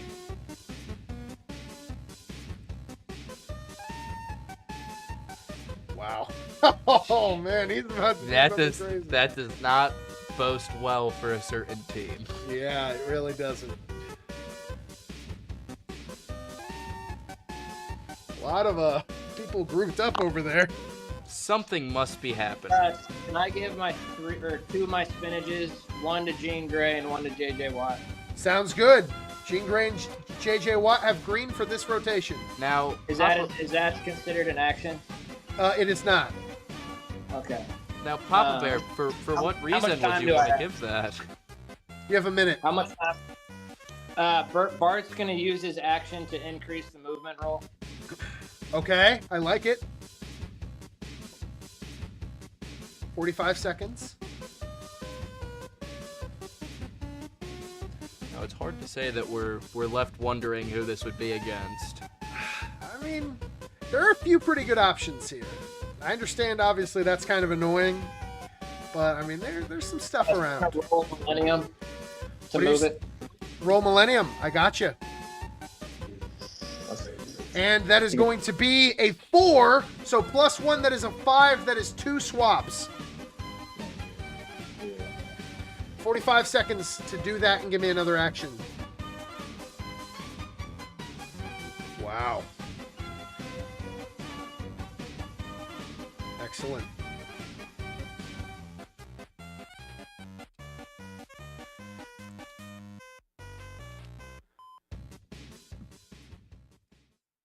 Oh no, Bart. Oh no, Bart. All right, Gus, we are going JJ Watt, Jean Grey, and Jaeger. They're like all on that Mystery Machine box. I got you. Space. They're going to group attack. I think his name is Wong. So dead. All right. All right. So they're going to group attack Wong. That sounds good. This is a huge play in the making here. Wong has a defensive 7, and the attack is happening with an 8 to the 4th. And now keep in mind there's the green, so there's an 8 to the 3rd and a 12 to the 3rd. We're going to do these in 4 attack intervals. The first 4 is going to hit 1 time. Okay, 1 time. The second one is going to hit 1 time, so that is 2 to the 4th, 2 to the 3rd, and this last one for JJ Watt. And that is going to hit 2 times. So that is 4 from JJ Watt. That is going to be 2 for the Jaeger, 2 for Jean Grey. So plus 12. And that is going to be a total of 95 damage to Wong. He is very dead, and JJ Watt is going to get his action back. You're back on the clock.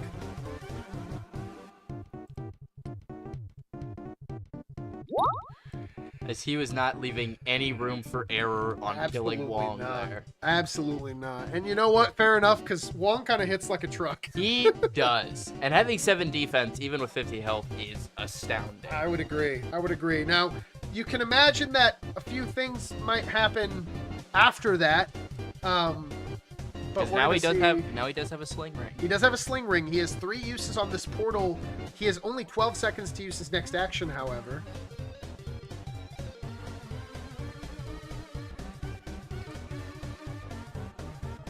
Can he give us an action? 3, 2, 1. We want to trade a item as our action for Papa. I gotcha. We want the lightsaber for his little health thing. All right, and that is going to be a fail. You're back on the clock. Smart use of an action there from Mr. Papa Bear there, though. Yeah, very. When you're down at the wire, you got to find some place to use an action. You got to have those fodder actions. Great use of it there.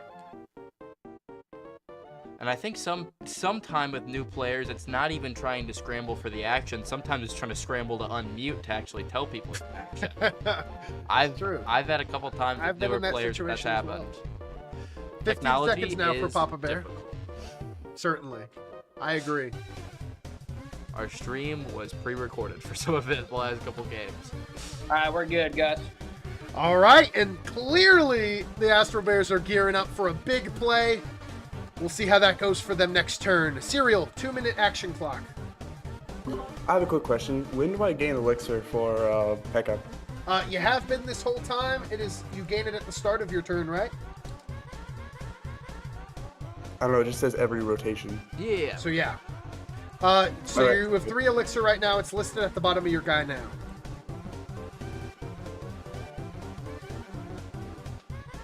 Can Crash roll for water? Yes, he can. We're going to see if Crash can finally get out of this water on his 4th attempt. And that is a fail. Do you want to use this action? Yes.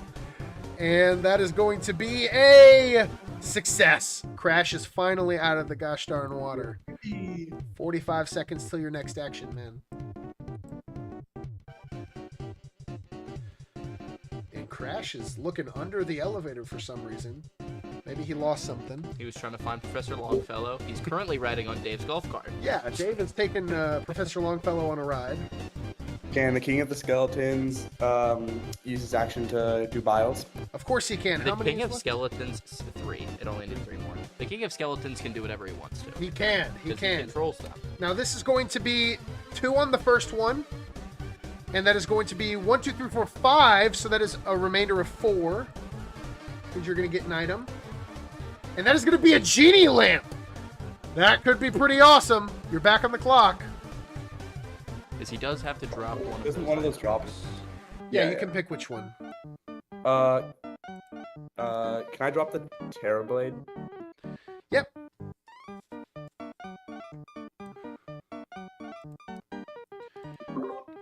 And then Pekka's going to use 3 of his elixir to give himself 2 actions. All right. 2 And actions. then he's going to go in, pick up the Terrorblade, and roll. All right. So how many does he have? He needs 4 more. The first 5 is going to be 1, 2. The next is going to be 1, 2. So that is exactly what he needed, as he's dead even, and he just got a Salted Nut Roll Battle Axe. Do you want to use his second action? Yeah. All right, the first 5 is going to be 4 misses, and the next is going to be 3. So that puts him at 7 with 3 remaining. And you're back on the clock, 45 seconds.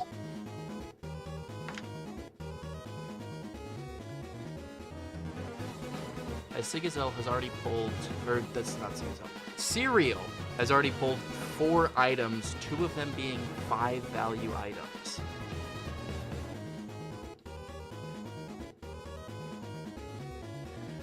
Yeah, we're gonna see the nature. Oh, do we know before they do?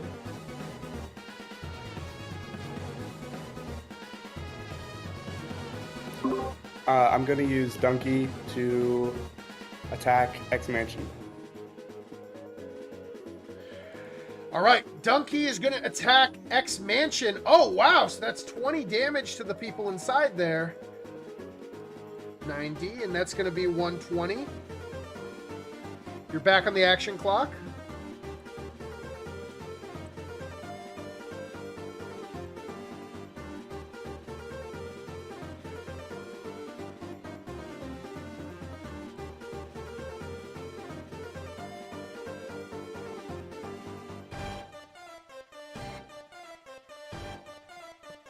As that is an act of war right there. Yeah, that is a pretty big blow to the Cuties.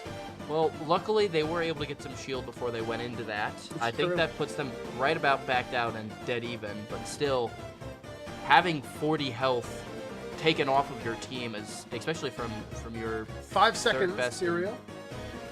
top Oh, core. I thought it'd be my turn. All right, sounds good. That's going to be the end of their turn. As you're on the clock, Sigazale, 2 minutes. But, I mean, as you were saying, I mean, that is just not ideal. And, you know, the Cuties have been having some technological problems, but, In man. more than one way. Yes, they are kind of in a pickle at the moment. Robots come to attack them, and their Wi-Fi's going out. Yeah, that's a big deal. It's not the most fun situation to be put in. Not in the slightest. Yes. As Sigazale's setting himself up pretty well here, I'm interested to see what he ends up doing.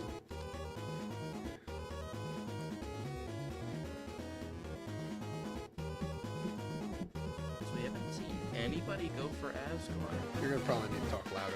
That's valid. Yeah, no, you're right. We haven't seen anybody go for Asgard. As Caleb Ward asked me a very good question, he texted me. Rainbow is attack Mrs. Lisa. Sounds good. 8 attacks on Ian's mom. Just kidding, different Lisa. That's going to be 1 hit on the first 4. And 3 hits on the next one. So that is 4 hits in total. And Lisa is going to suffer 12 damage, putting her down to 11. But you're back on the clock.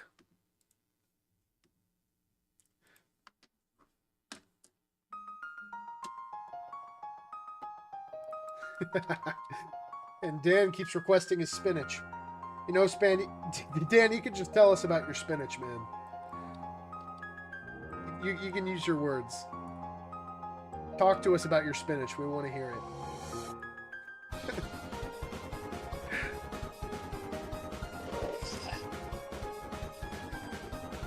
15 seconds left on your action clock. 10 seconds now. Yeah, Green Lantern is going to get the reality gem. Sounds good. You got to use an action in 5, 4,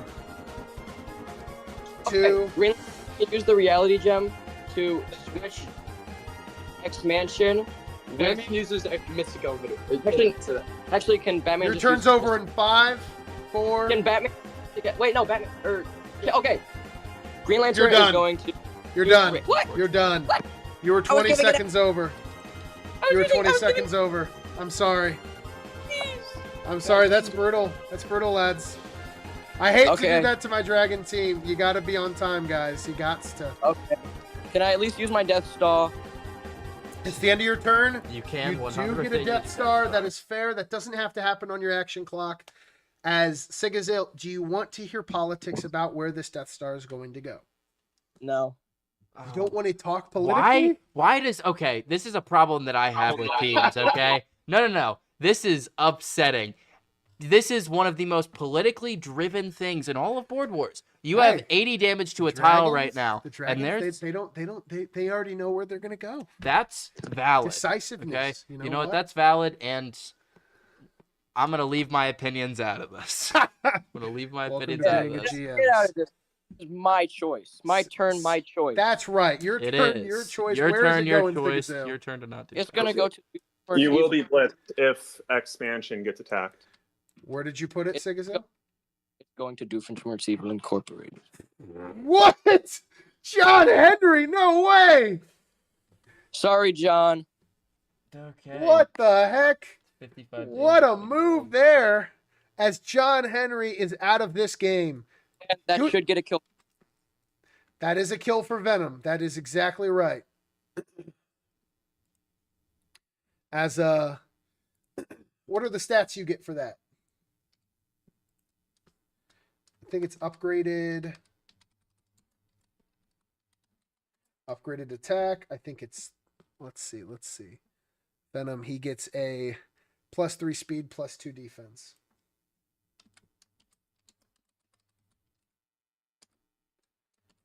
As man, GooseinaWell, just talk to us. How do you feel about that absolute craziness? You just lost one of your best cards. What is going through your head right now? Well, I feel like it shows what people think of us, and that we can get pushed around. So, John Henry is a very scary loss, man. I agree. 2 minutes now. You're on the clock. As we're gonna see how GooseinaWell is gonna, how he's gonna respond to that. As the dragons All right. already been making some we are going enemies. to use Mario. Okay. He is going to trade an item for the lightsaber. We are going to. We have to roll for it. Oh, we're dragging down. It was Okay, under him. yeah, You're good. Dragon Ball. Yep. That roll is going to be a 3. No good.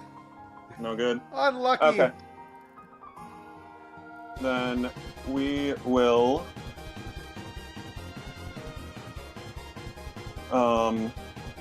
We're gonna use Storm, and Okay. Storm will use Lightning. I'm sorry, Gideon, but unfortunately, this is the best way to do it. I am going to use Lightning on Crash Bandicoot. Okay. Why'd you apologize to me? I don't know. That's gonna be Oh, no, I wasn't sure who was across from me, who's on the purple team. fair enough. Fair enough. I Wow. saw Gideon on the back. So you're storming Crash? I am storming Crash. Oh man, And then ladies and gentlemen, that is unbelievable. That is insane. Yeah. Okay. We're gonna go through this in a second. we are. Yes. So that's gonna hit Crash Bandicoot. That's gonna hit. Okay, so this door is sealed, so it technically won't chain that way, but it will go 1, 2, and then it will go 1, 2, 3, 4 because that is still even -2. So then 1, 2, 3, 4. So then 1, 2, 3, 4. Okay, so it's only gonna hit these 5 right here. No, it won't reach because it's -1 every time it chains. So it goes 6, 5, from here 4, 1, 2, 3, 4. Okay. So it's only going to hit these 4, but still, that is an insane play there. And I believe Storm attacks green when she does that. That is 8 to the 4th. As we're going to see, she's probably going to get this back. So that is a 4 or lower. That is Batman 5 or lower. That is, let's see. They didn't change. So it is going to be that person. So for him, that is going to be 5. So 4, 5, 5, and then 6. 4, 5, 5, and then 6. The first one is going to hit all of them one time, but that is it. The next 4, 4, 5, 5, and 6. Okay, so that is going to hit everyone 3 times even. very interesting rolls there. Everyone 3 times even. That is going to be 18 plus. Yes. Venom is at 6 defense, by the way. I know. But yes, that is going to hit everyone 3 times even. So not the luckiest rolls there, but we're going to see how that goes. That's 18 plus these, which is going to be 66 damage to everyone. So to the Bears, that's only 1 person, but to the Dragons, that's 3, correct? So that's going to take Crash down to 14. That is going to take Batman down to 34. Moon Knight down to 34. Him down to 39. As I'm going to update that everywhere. And unfortunately, he doesn't get the kill. He needs to do it again in future turns. But that is some serious damage dealt right there from GooseinaWell. And who knows, maybe he can finish these people off in his own way. Since we have me here, we know exactly how much damage that was in one play. 264 damage play off the bat. Unbelievable. Fantastic turn there from GooseinaWell. And you gotta think, if that door wasn't locked. If that door wasn't locked, it would have been a way bigger play. Because just imagine chaining all Ranta. What's up? This is kind of important. I'm just doing the math. I might have messed it up, but I did. So Storm gets 6 range initially, right? To hit Crash. Yes. 5 to hit Moon Knight or Batman. 4 to hit the other one. And then now she has 3 left. There's a doorway, which takes 2 range. And then now she only has 2 range left. That should not reach Venom.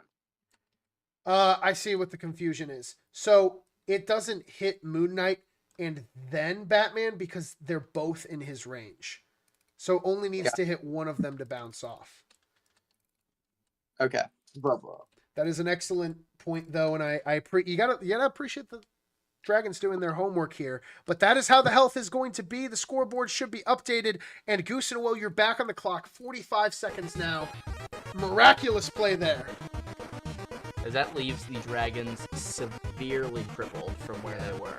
And, you know, if that wasn't reworked, that would hit this guy, these guys, and this guy. Man, well, you can't even imagine that it hits this guy and then it bounces over to this guy, and then it could also go over here and hit all those guys. Certainly. It would hit everyone on the board. It would hit everyone on the board. Storm used to be crazy. But luckily, only Dr. Luke was able to use 15 seconds now. Yeah. Because he would have won that game anyways. Because he's Dr. Luke. What I will do... Professor Longfellow will get shield. Mario will move over to where Professor Longfellow is and also get shield. Okay. So 1, 2, 3, 4. He gets shield, and is that going to be the end of your turn? Mario is unable to move anymore. Professor Longfellow. Did Professor Longfellow get shield? Yes, he did. Hello. That's going to be the end. You're out of time now. Yep. Okay. Understandable.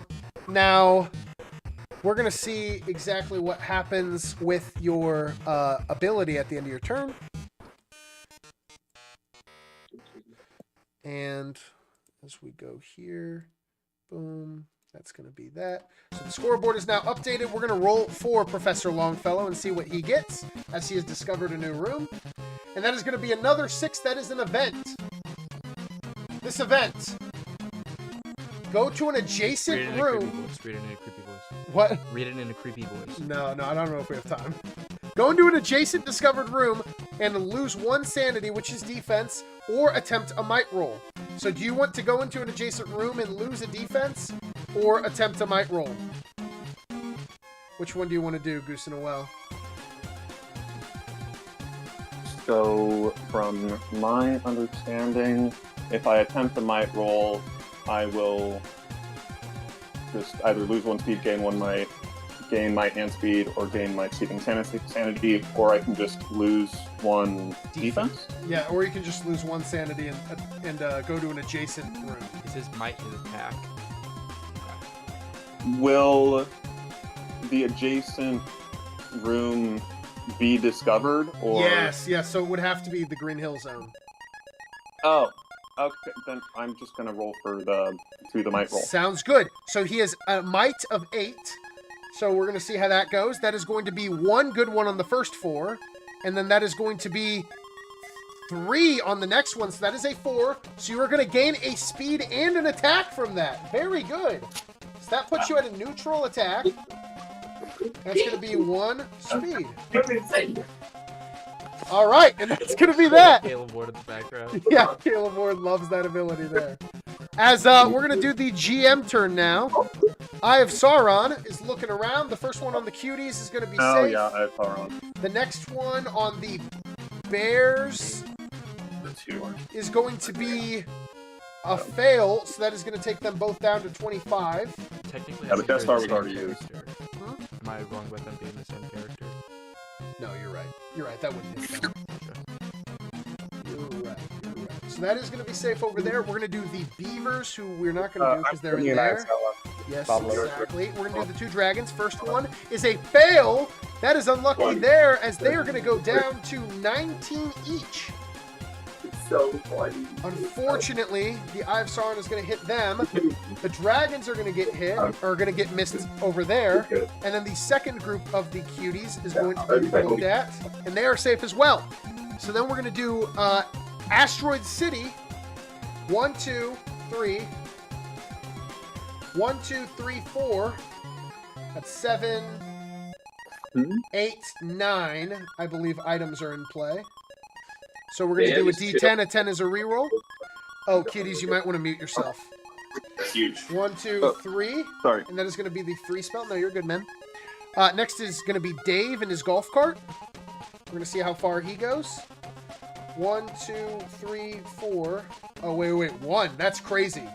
I just started counting. I didn't even see how low it got. That's insane. Next is the Mute City. As these cars are going to go around, this is the second one. So that's going to be 1, 2, 3, 4, 5. 1, 2. Very nice. End Portal is going to do nothing. And then next and last is Frogger. Frogger's going to move around. That's going to be a 1, 2.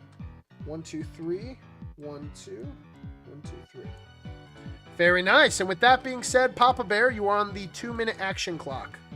Start of turn 4 now. As we talked about. Oh, wait. Time out. Papa Bear, I'm going to pause your clock. The Los Cuties just got X-Mansion 2 times, as we need to unveil what that is going to mean for them. So that is going to be for Killua. What that is going to mean for Killua is, what does it exactly say? It doubles the effects of their ability. So his is going to, when he goes into his Godspeed mode, that duration is going to be doubled. And for Storm, it seems like we could, I think doing anything with the range would be a little too good. So I think what we're going to say is her attack is going to be doubled. Her attack is going to be So doubled. it would be 16 to the 4th when she uses Storm. Okay. All right, that's going to be that. Any questions, Cuties? And that's going to be a no. 2 minutes now for Dan. You're on the action clock now.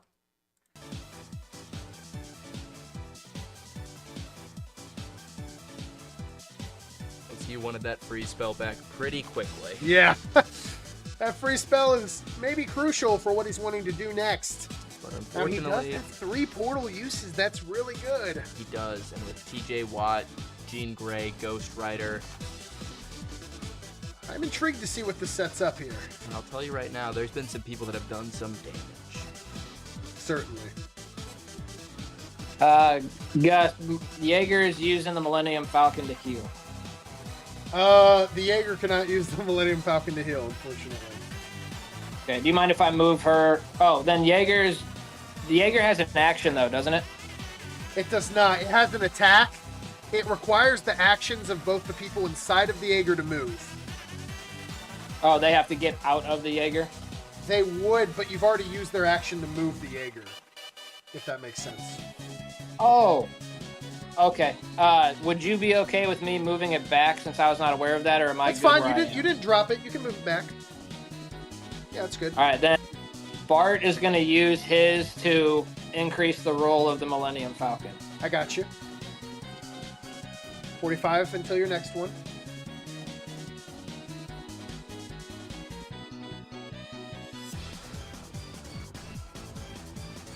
Jean Grey is rolling up in the mystery machine.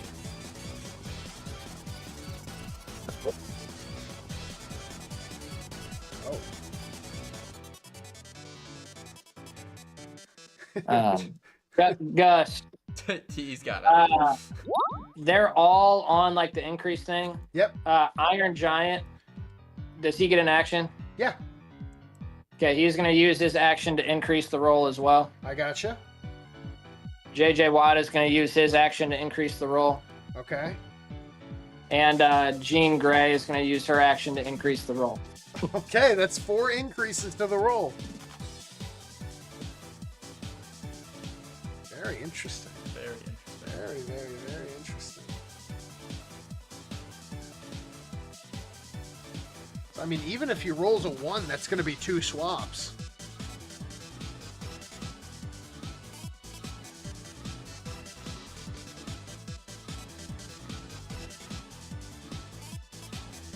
"12 seconds till your next action."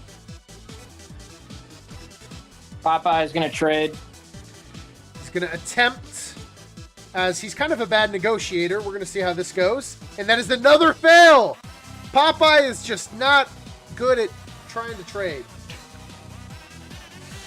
Now, that makes sense. He just kind of grumbles and goes meow, meow, meow all the time. Yeah. I wouldn't trade with him either, to be honest with you. Yeah. 30 seconds now.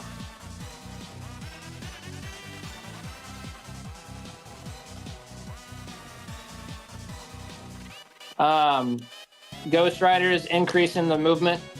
Okay, that's 5 increases.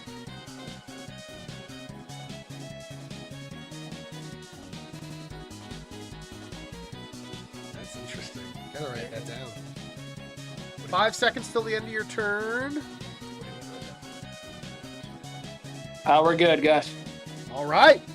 So we're gonna see what he does with that later. So, setting something huge up here, as the Beavers are on the clock. I don't believe there's anything stat-wise for me to write down there. I believe he just increased it. Yeah, but you might want to keep track of that it's 5. That's That'll be smart. helpful later. That's smart. When you said write it down, I was like, what? Yeah, no, that makes sense. As Serial has a minute 45 now until his first action. Just to clarify, on Donkey, I do have to use all the speed, so I can't use some first. Yes, that is exactly right. All right, good to know. Very good to know. Very, very, very good to know. Did you have to top me on that? Hmm? Like you just had to add those couple extra. Oh yeah, I had to variables one up top you of- on the very goods. As you know, he's got a lot of really good items in his corner. He does. You know, and you got to think, when is the right time for Serial to make his big push? Exactly when Pablo moves and then goes and destroys everybody. Yeah. That's the thing. Yeah. Give Pablo the Terrorblade and copy JJ Watt. That's pretty Oh my awesome. gosh, if That I would see- be unbelievable. If I see Pablo kill Storm, JJ Watt and Green Lantern because he's dressing up as That's got to Chief. be the most value we would ever see out of a silver. Yeah, we see Pablo dress up as JJ Watt for Halloween, just swinging around a fictional sword and kills demigods. That's Board Wars for you. Oh yeah, for sure, for sure. For you. As this is only turn 4, but quite a bit has happened. Quite a bit has happened. You got 20 seconds till till your next action, Israel. Can I use my action on Genie Lamp to summon a Cool Glasses? You can. As you know, Gideon and I rolled this earlier, or flipped the coin rather. We know how this goes. As what are we gonna do? Let's see. Do you see them? I don't see them anyway. The swag. It's got kind of a rainbow background. Yeah. There it is. There it is. Is it the cool shades? It is. We have a good genie lamp in play, ladies and gentlemen. Except these cool shades are poisonous and he dies. No, that's not true. It is a good genie lamp. I got overruled. 35 seconds. It's in my salamander nature to say the Beavers die. Sorry, guys. Biased DM. Biased DM. 25 seconds till your next action cereal. Let's see. Can I use Pekka to do Biles? Totally. You need what? He needs 3 more. 3 more to get his first item. Let's see how many he gets. He gets 4 there. Remainder of 1, and you do get an item here. It's the iron sword. I'm going to put it on the ground. And then the next one is going to be 1, 2, 3. So that is 4. 6 more until your next item. Back on the clock.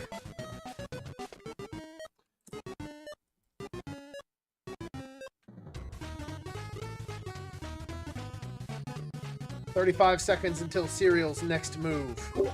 Crash is gonna roll for Mystic. And man, this has been a long time coming. I hope this goes well. He has been drowning for 2! Crash is bad at rolling. He's been drowning for 4 turns. He's been drowning, then he gets to the elevator and he doesn't know what to do with the buttons. And I think Crash is the right name for this I would character's agree. action so far. Crash and burn, I would argue.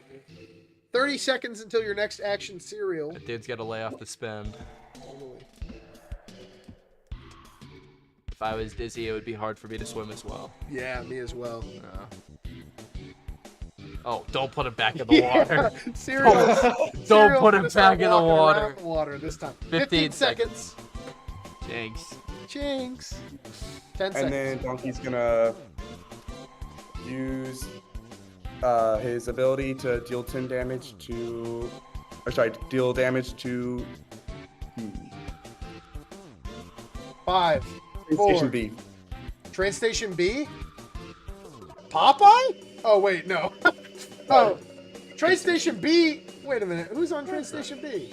Nobody. Okay. All right. Sounds good. That's the end of your turn? Yep. Okay, well, Pablo ended his last turn on the Mugen train, right? No, he just marched down from Sauron. Okay. Gotcha. Sounds good. You're on the clock now, Sigazale.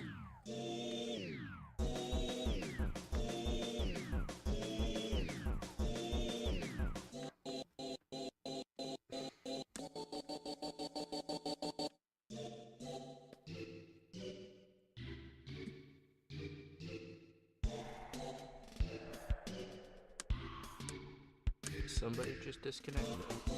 I don't think so. A minute 30 now until Sigazale's first action. Now let's hope he uses his actions timely here, and that he can make something happen. Now I think back to the time when Venom's ability used to be how it was, and I get exactly why you said that there was a difficult card. Yep. Because Crazy. up until today, it was actually double speed on an upgrade, which means you go from 3 speed to 6. Excuse me, Mr. Gustavo. Yes. May I spawn una bata? A bat. Yes. Also, Spyro's vehicle should have some more speed. You're correct with that, as this is your bat. You've got 40 seconds to give me an action.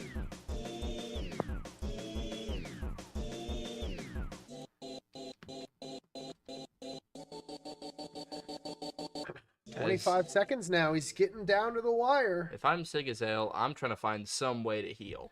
Yeah, for I'm real. trying to find some way to Rainbow. heal. What? Rainbow shall attack Lisa, and Green Lantern's gonna get the reality gem. Okay, he's got the reality gem. Rambo's attacking Lisa, and she doesn't have a lot of health here. Only, what is that, 11? And that is going to be 1 hit on the first one, and 1-2 on the next. 3 hits, needs to deal 11 damage, and this doesn't count as damage, by the way, because that's only 8. This doesn't count as damage. It's not a character. It's a minion. Oh, those are considered minions? You're back on the clock, Sigazale, as she is not dead. And they don't even count as damage taken either.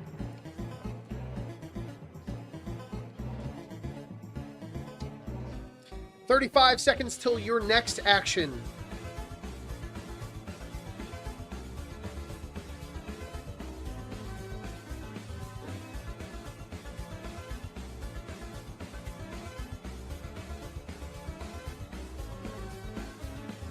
Spyro's gonna use the volleyball All right, where does he want to put it? on the cuties in Bird Island. Wow, okay.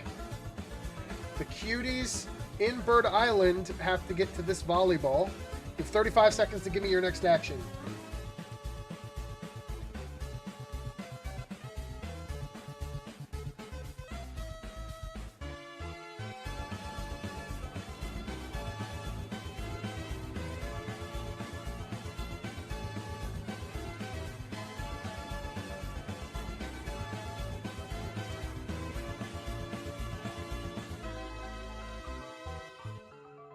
Eight, 7, 5 seconds.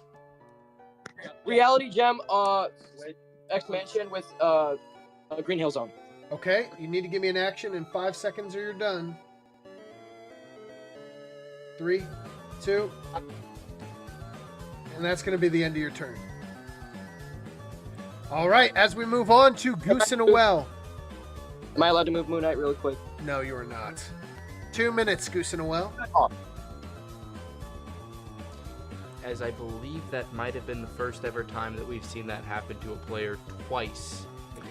Yeah, I mean, he did a lot more that turn than he did the first one, so we're seeing some progress. What's up? Is it my turn? GooseinaWell? Yeah, it is. Okay. I'm gonna move Mario over here. He's gonna pick up the item. And then I'm moving back over here, using my action to pick up the lightsaber. All right, let's see if we can do it here. And that is going to be a 2. No good. Man, whoever owns this little collector shop is super stingy about who he's going to trade his item with. All right, I'm going to, because Storm is now closer, going to move Storm over here and trade as well. All right, let's see if Storm can get it done.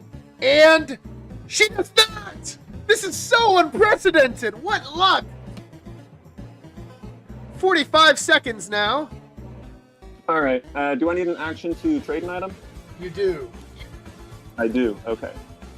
Well, I shouldn't have picked up that item. So Storm used 1, 2. 1. So wait, then. Ah! Sorry, I good. don't know what I. Storm has 6 speed. 1, 2, 1, 2. For Dave's golf cart, do I need to be on the space or adjacent to it? On it. On it? Okay. And so Storm would not be able to do that. Do we just need to be in the range of it? No, you have 5 seconds to give me an action, though. All right. I am going to move Killua to Dave's golf cart. He has speed of. And that's 6. not He's an going action, to- so I am going to need an action. I'm 5, 4, 3. I'm going to use Killua on. No, Dave, not Professor on the bomb tower. Bomb tower is going to bomb X Mansion. Fair enough. 45 seconds. Smart use of your time. Gotta be quicker now. Okay. I'm going to. Professor Longfellow is going to get shield. Killua already got shield. He did. How much speed does Killua have left? That'll be 1, 2, 3, 4, 5. 5 speed. 1 speed left. Whoever we leave on bomb tower, he's going to move bomb tower. You got 20 seconds until the end of your turn here, GooseinaWell. Professor Longfellow back to the cart. Killua is going to move. I guess could Killua be on the same spot? That'd be 1, 2, 3, 4, 5, 6. Killua is going to be upside down where he is. Sounds That is good. 6. Wait, hey guys, I have a question. And you're about out of time. Anything else you want to do? Wait. Hey guys, I had a question.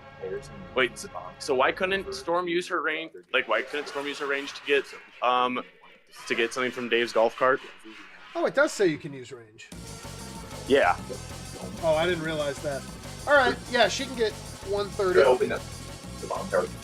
But you're out of time, so I'm going to give you 20 seconds to move your guys, and then I'm going to end your turn. All right. I am. So Killa has no more movement speed. Storm. I think I'm just gonna leave my guys where they are. Fair enough. Yeah. And just to confirm, they're both riding with Dave? Killua is next to Dave's golf cart. Gotcha. Okay. Yeah, only Professor Longfellow is on the cart. I gotcha. All right, as we progress now to the next As GM. Gus, as you're saying that, this was honestly a turn that, honestly, we didn't see much happen.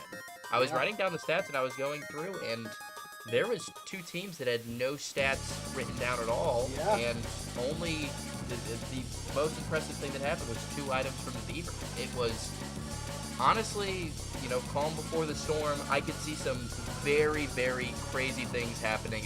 Once we get into these middle turns, it just starts to become absolutely insane. I agree. As the blue shell was taken by Asteroid City, now we're going to see how far Dave goes. Maybe he'll shake things up. 1, 2, 3, 4, 5, 6, 7, 8, 9, 10, 11, 12. As Dave's golf cart is going to go over to Biles' gym. We've got Frogger next, which is going to go its distance. That's going to be a 1, a 4, a 3, and a 1.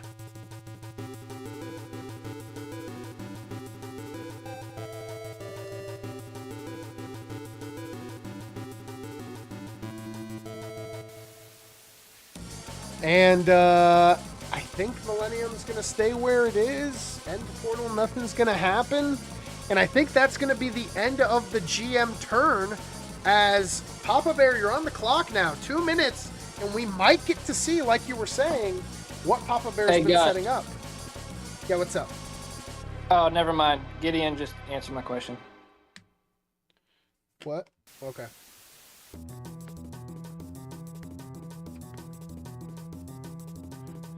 A minute 40.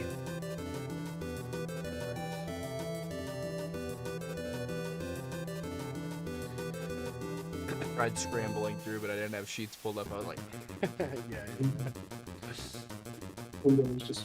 Hey, Gus, we're gonna try to trade again. Okay, let's see if this time she's gonna let up. And that is a 6! Finally! Someone has traded for this pesky lightsaber. Very interesting. as Popeye is now a Jedi. Popeye is a Jedi through and through. And I believe that's his 3rd spinach. Yeah, and the real question is, how do you think this affects LeBron's legacy? I think this will highly affect LeBron's legacy. I mean, Popeye now has a lightsaber, so I don't think LeBron is going to be able to win any more NBA Finals. That would make sense. 25 seconds until Papa Bear is got to do something. Gus, Jean Grey is going to use her action to roll Millennium Falcon. All right, sounds good. And that is going to be Plus whatever 5. this is, plus, a whopping 5. Only 1? Which immediately goes to a 6. That immediately goes to a 6, right. But Insane. still, that could have been so many swaps. That's only going to be 3, however. 45 seconds. All right.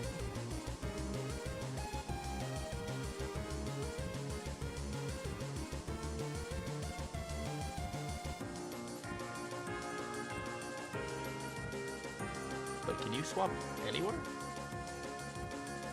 From here to here. Oh, you can swap across. You can go across blocks. 20 seconds until your next action, Dan. JJ Watt's going to roll for Mystic. JJ Watt's going to roll for the Mystic Elevator after those 3 tile swaps. And then it's going to be a 2, no good. You're back on the clock.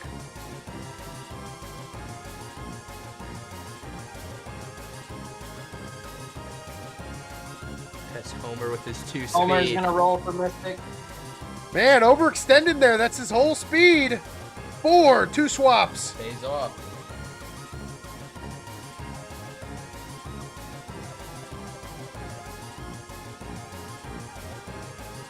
About 40 seconds till your next Hey, one. that's not JJ shouldn't be in there. I swapped with this one. Okay, gotcha. Then I'm swapping those. Sounds good. Okay, Lisa is gonna attack Rambo. Lisa's gonna attack Rambo. So Rambo attacks her first. Now this might be a big brain play. Dan might want to get in there and actually finish off Rambo. Maybe he's trying to sack Lisa, and that is 2 hits on the first one. And I mean, this should kill. We're about to find out. I'm gonna be shocked if these are 2 1s, and they are not. So Lisa is dead, and Grand Arena is open for business. Maybe that's exactly what Papa Bear wanted. 40 seconds till his next one. There you go. Ghost Rider is gonna attack Rambo.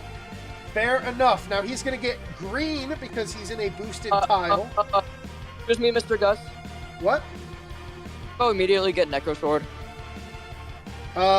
Rambo does immediately get the Necro Sword. That is true. It's not going to affect your defense, and if you die, it will be removed. Should still attack him first, though. Yes. Oh, that is an excellent point. Should still attack him Rambo first. is going to attack first. Wow. That is... Wow. Wait a minute. That is something there. Hold on. Let me read the rule here and make sure that this is true.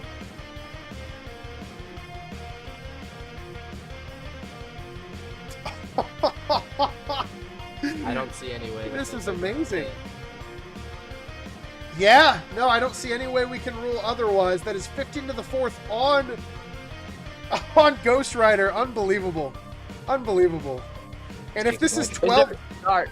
Does it not work as like a normal item? Where he has to wait a turn? You know, fair question. That's a fair point. That is a fair question. Let's read it. Let's read it in here. Because you can drop... It is an actual item. Like in the... It's a card.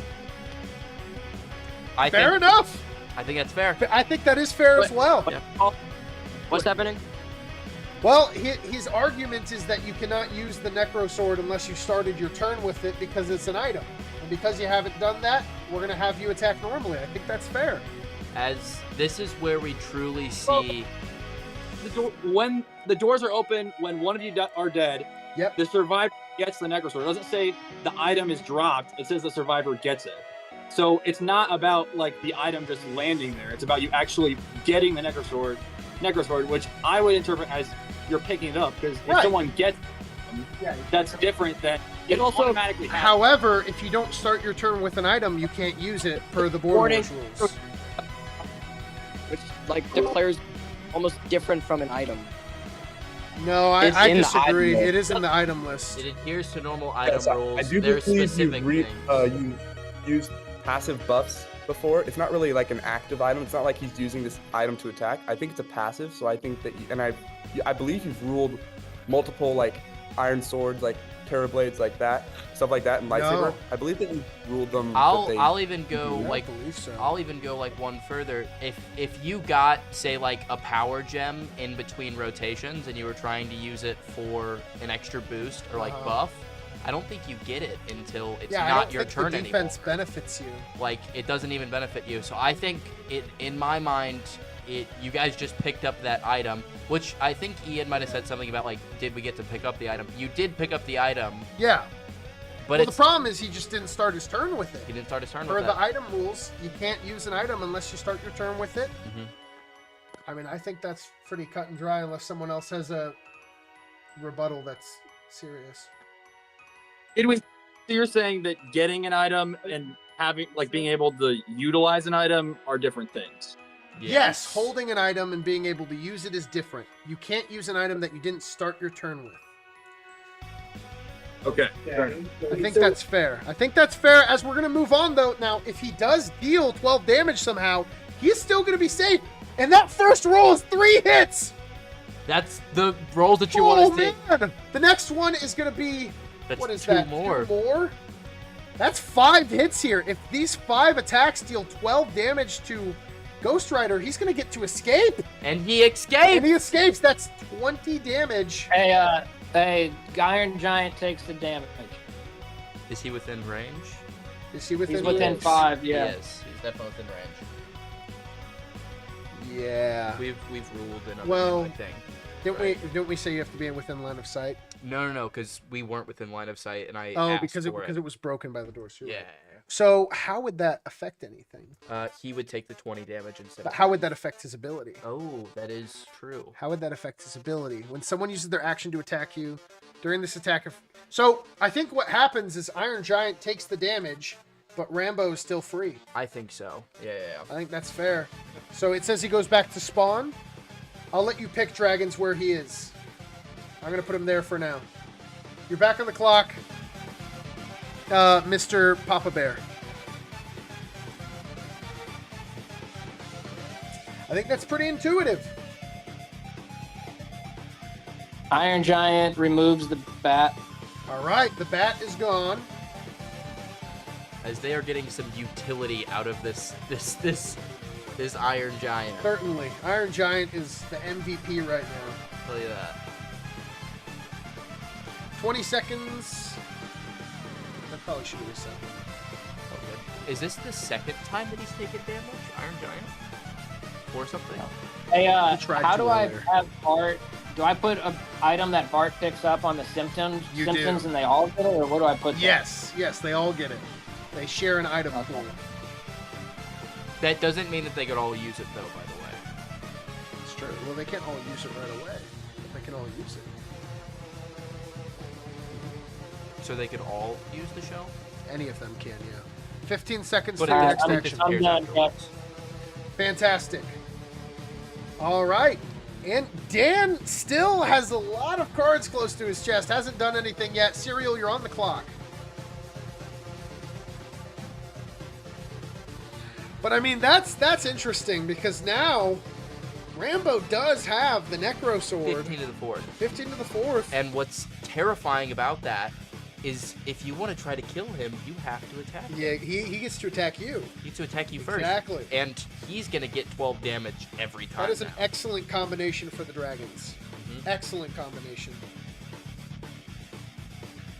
And some might think, like, going back to it, should Lisa have attacked in the Gladiators arena before she was low enough? Try to get that 12 damage off so he teleports away. How many hits on Donkey do I have? How much damage is he dealing? So he would do 40 damage this time around. Should I write that down? I've got it right there. Gotcha. 1 minute until your first action, Serial. As we're already seeing a little bit of a feud between the Dragons and the Bears right now. Certainly. Somehow the Cuties, after dealing almost 300 damage in one turn, have gotten away almost scot-free from it. Yeah. Because I think Pekka's now at 3 elixir.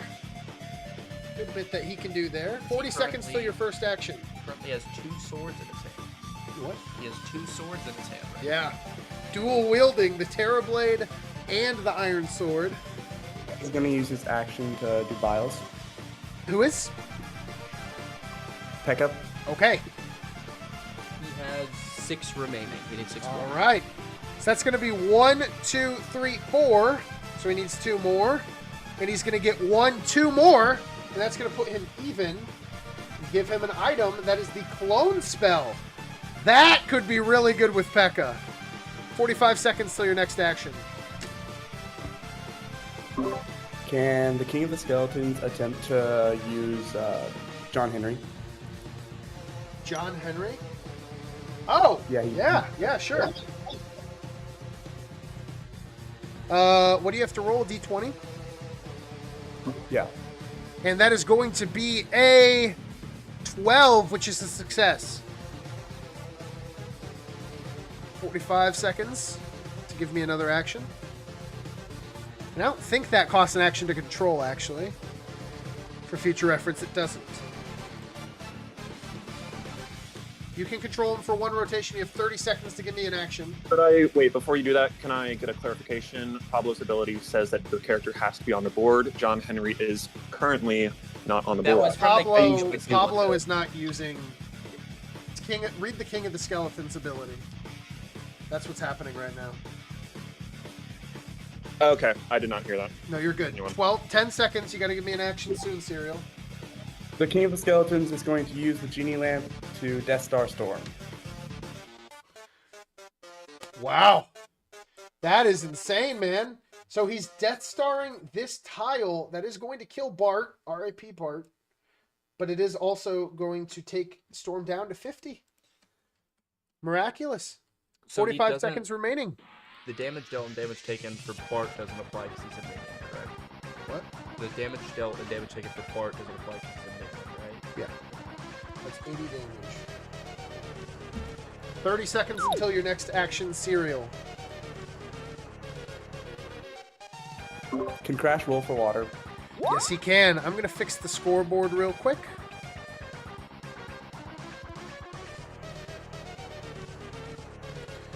And the roll for water is going to be a 3. No good. We told you to stay out of that water, Israel. Action. Can I use my action? Yes. All right, that's going to be a 6. Finally, Crash can get across that water.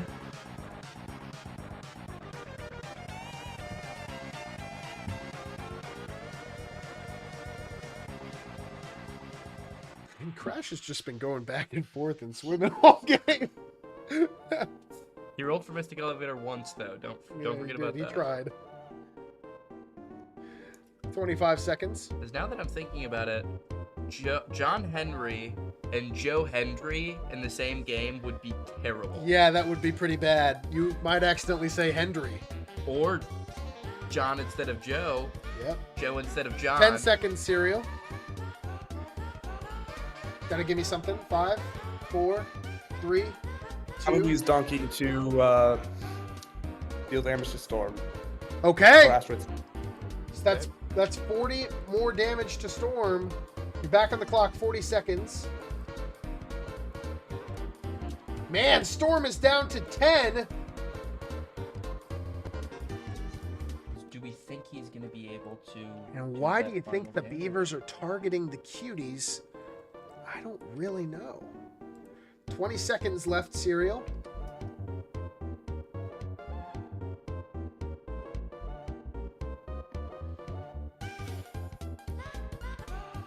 $10. That'll be my turn. All right, that's going to be his turn. As we progress now to the Dragons, 2 minutes for Sigazale and company. And it seems like teams are really going after the Cuties. Could I get clarification on how Storm got down to 10? So she got Death Starred, and then she got hit by Donkey's ability, which did 40 damage. That was 120 damage in total. Okay, sounds good. And she is really going to try to catch up to Dave's golf cart. She's going to have to book it across the board. All that Dave's golf cart shenanigans. Dave's golf cart? Oh. Right over there. He's hanging out in Biles' gym. That's pretty far. As you know, it's kind of confusing why, I don't even know if the Cuties are in the best spot right now. I don't think they are either. You know? So why target the Cuties? I don't know. I guess we're seeing. And this might just be some insider stuff. I've been a little skeptical in sometimes of the Beavers' politics. Sometimes they team up with teams in strange ways. You're a suspect of the Beaver politics, I see. I'm a little suspect of it. So it's obviously, a team's going to do politics how they're going to do politics. But certainly. As a 40-second warning for the Dragons, you're making 2. As a team with a lot of rookies and a lot of high-spirited rookies, might I say. Yeah. Extremely high-spirited. We've heard death to the llamas. Do we think that is shifted to death to the Cuties? Yeah, maybe the Power Clowns are just kind of running around and picking a new team. 20 seconds now, Dragons. The Power Clowns are... Greenland. Chaos Gem. Chaos Gem, okay. 15 seconds until you need an action. He's going to use Shy Guy Beach, turn it into Mercy's Office. And then Mercy's Office. Hold on. And then Moon Knight. It's all good. That was an action. The Chaos Gem was an action, chill. You're all good. Okay. You don't gotta rush. You got 40 seconds now. Use your actions wisely. Come on. Hey, he's a rookie. It's his first game, you know. No, that's valid, especially because he's had his turn hit twice. I fully get it. Yeah, But yeah. take a deep breath. 25 seconds on your action clock, 25 okay? seconds. Speak clearly, Sigazale. Yes, Talk talk it through with Ian. Talk it through with, you know, all of them. See? Moving slow. Attack Donkey. Okay. You're going to attack Donkey. Wow. Mark. And you did get my... I did. Fantastic. As it was sealed in my head that the dragons and the beavers We're were friends aligned. there. I agree. I mean, we're going to find out. So this is a 15 to the second attack on his 6 or lower. That is 4 hits on the first one. Oh my gosh. The next one, unbelievable, is going to be 4 more hits. That's 8 hits. Going into the final 5, that is no hits. Okay, it balanced out a little bit. But still, that is 8 to the second.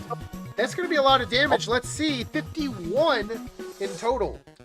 So that's going to take Donkey down to 34. Big time damage there. And you know what? Fair enough. He was getting pretty high on his damage. Also, the Dragonmobile does have 7 speed. It does.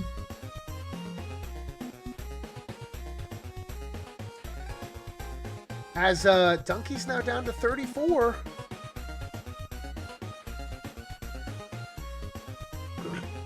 As that was surprising. Very surprising.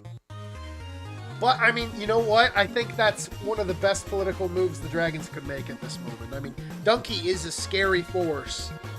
But, I mean, if you don't think Donkey's targeting you... 30 seconds left on your action clock. Batman's what? Batman Heart Donkey. I'm going to ask you again, what are does you Batman talking want to about? do? What are you talking about? Or Donkey. He hurt Donkey. He attacked Donkey. Attack. Donkey. Okay. Okay. You should maybe be more clear. Because if that was if that was at the end of your turn, that could have been catastrophic. Could have It's been okay. very 8 to the catastrophic. third. Your bat is right here. I don't know where you want him. You can move him now. But 8 to the third on Donkey. And we're going to see how this goes. Actually, I think that's 8 to the second. Yes, that is 8 to the second on Donkey. That is going to be 1 hit on the first 4 and 2 on the second. That is 3 to the second attack. And this could deal some damage. And it's only 7. That is pretty bad rolling. Massive. Takes it performing. from 34 to 27. And you've got 45 seconds to do something else.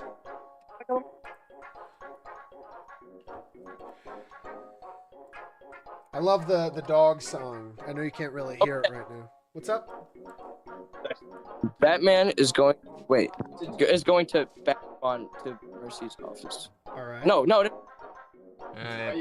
That's a chess Yeah. rules. I'll let him move him. You No, move no, your no. guy where you want to put him. You got 20 seconds to do that and give me an action. 15 seconds left on your action clock. And then Batman should be able to go back and attack again. Okay. So I he like does it. the So bat. he uses the bat. Okay. All right. Batman's going to try again. And that's going to be 1-2 on the first one. That is going to be 1-2 on the second. That 4 damage should kill.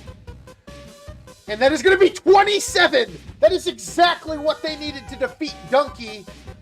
As the Donkey himself is defeated.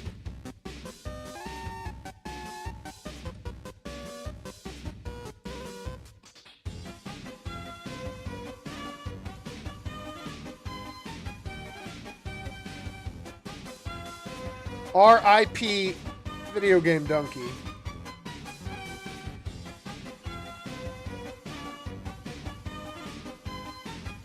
$40 seconds now for Sigazale.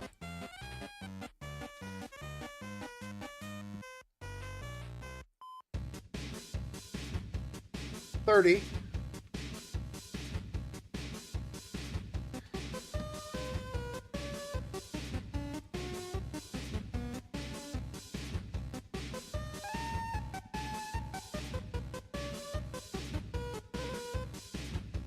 Can you put Green Lantern into the purple spawn to the right? I can't grab him.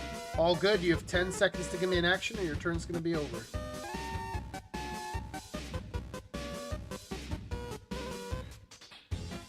Two, one. And that is going to be the end of the purple dragons. As I think that is the second tick on Death Star. And you're on the clock now, GooseinaWell. 2 minutes here. And thank goodness Storm is alive. Thank goodness Dominant is off the board. Because we know where that next one was pointed. Yeah, holy cow. I am going to move. Do I have anything else I can do for that? No. If you're not No. I'm going to move Storm down here, and I am going to trade Storm's item for the donut. All right. Storm's item is going to try to be traded, and that is a 6. Very good. All right. Now she's got to wait a turn before she can use it. Yep, I know. Gonna trade the Dragon Ball for Mario. Gonna see if I can trade that. Of course. Now, unlike the other one, this one isn't going to cost anything. Oh, it doesn't cost an action? No. Oh, it does cost an action. It's not like a roll, is what I meant to say. Oh, okay. It's going to be nice. Okay. And you get a MacGuffin. Maybe not what you wanted, but that's chill. A what? A MacGuffin. MacGuffin. Oh, I don't get to choose it. Oh, unfortunately not.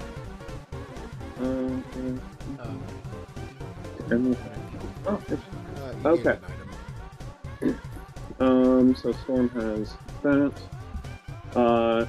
Professor Longfellow is going to gain shield. Yes. Gotcha. I am going to move Killua 1, 2, 3, 4 spots here. Killua is going to attack Venom. Wow. Killua is going to attack Venom, and I do want to say his buff has just run out. That just happened. So this is going to be base. That's a 6 or lower attack. Killua is going to attack with 8 to the second. And that first 4 is going to be 1, 2, 3 hits. The second is going to be 1, 2. That is 5 to the second. Killua is going to be dealing. And that is going to be 28 damage. Man. Taking him down to 11. And that is so close.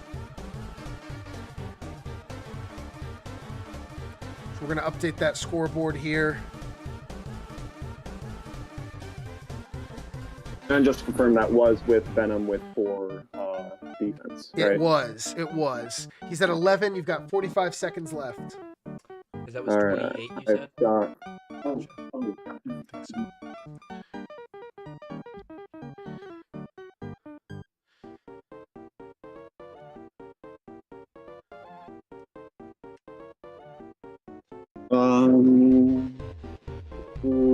Professor has... Confirming Professor has 5 speed. Yes. Yes. 1, yes. 2, 3, 4, 5. No. Here. You've got 10 seconds to give me another action, man. So I've put shield on Professor Longfellow. Professor Longfellow is going to move 1, 2, 3, 4, and 5. Is he gonna roll? He is gonna roll. Awesome. He gets a 1. Unlucky. Nothing. Okay.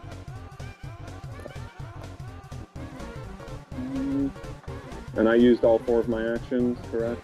Yes, you did. And that was 10 healing. I have 1, 2, 3, 4. How much speed did I use for Killua? 1, 2, 3, 4. I think I just used 4, right? I agree, yeah. 3 because when I enter, do I have to enter on this spot? Yeah, you do. Okay. So I go 1, 2. Sounds good. Is that the end of your turn, man? I will also move Mario 1, 2 over to X-Mansion. Fantastic. And now, at the end of your turn, Professor Longfellow discovers that tile. And that is going to be a 3, which is an item. Let's see what he gets. And that is going to be the boxing gloves. Very nice. That's another item gained. And that is going to be the end of turn 5. Let's do the turn 6 GM turn. Looking around for the Eye of Sauron first. I see a group of 2 dragons. Let's see if they're safe. And they are. And I don't see a group anywhere else. Asteroid City. 1, 2, 3, 4, 5, 6, 7, 8, 9, 10, 11. So we're going to do a D12. A 12 is a reroll. And that is going to be a 6. That is going to be a 1, 2, 3, 4, 5, 6. That is the Terrorblade that has just been stolen by Asteroid City. Unfortunate there. Next, we're going to roll for Dave, see where he's going. 1, 2, 3, 4, 5, 6, 7, 8, 9, 10, 11, 12, 13, 14, 15, 16, 17. And Dave has just gone back to the Cuties. Dave Matthews loves the Los Cuties. That is awesome to see. And that's going to go there. That is going to go here. Next is Mute City. And this should be the end of the GM turn. So that's 3 for this one. Awesome. Papa Bear, you are on the 2-minute action clock.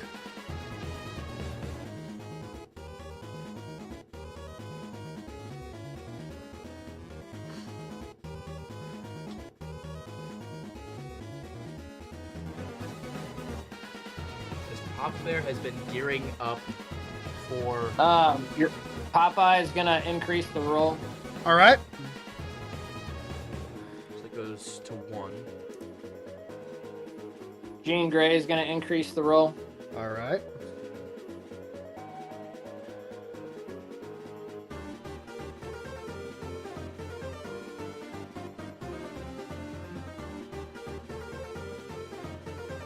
Ghost Rider is going to increase the roll. Okay.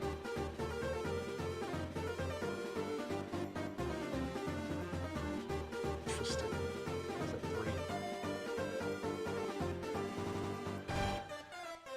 3? Very interesting here.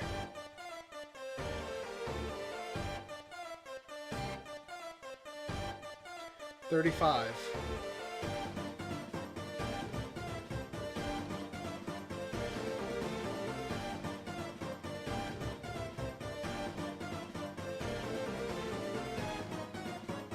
$20. And we are done. All right, so that was 3 pushes. This is very interesting what the Bears are doing. You kind of get the feeling they're leaving a lot on the table, but maybe we'll see the vision soon enough. I mean, 2 minutes starting now for the Bears or the Beavers. Bears, Beavers. You know, they're both B teams that end in S, and they're blue. You know? It's a good thing we didn't put them in the same division, or that would be confusing. Some would say that the second team that got made is almost like a copycat in a sense. Yeah. Maybe the Astro Bears, or, you know, Caleb Ward, what do you call the Astro Bears? Do you want to come on and say what you call them, Caleb? Don't do it, Caleb. Caleb's the crab. Caleb, do you want to come on here and say what you call the Astro Bears? Or suspension? No comment. No comment. Suspension Gus. bait. Yeah, what's up? If I hypothetically tried to use the King of Skeletons to revive Donkey, would he still have his ticks? Yeah. Would it? So he would still a little damage. Yeah. Can I do that then? You can, and this is going to be interesting to see how he retaliates for the death of Donkey. Yeah. You got 50 seconds to decide and use your action. Well, you have to roll first to see if you can control him, don't you? So Yes. Let's see how that goes. He controls them. You need a 12 through 20, and that roll is A 9. a 9. So it doesn't work this turn, unfortunately. He can try again next turn, but that is a good idea right there from It is. Imperial. Great idea.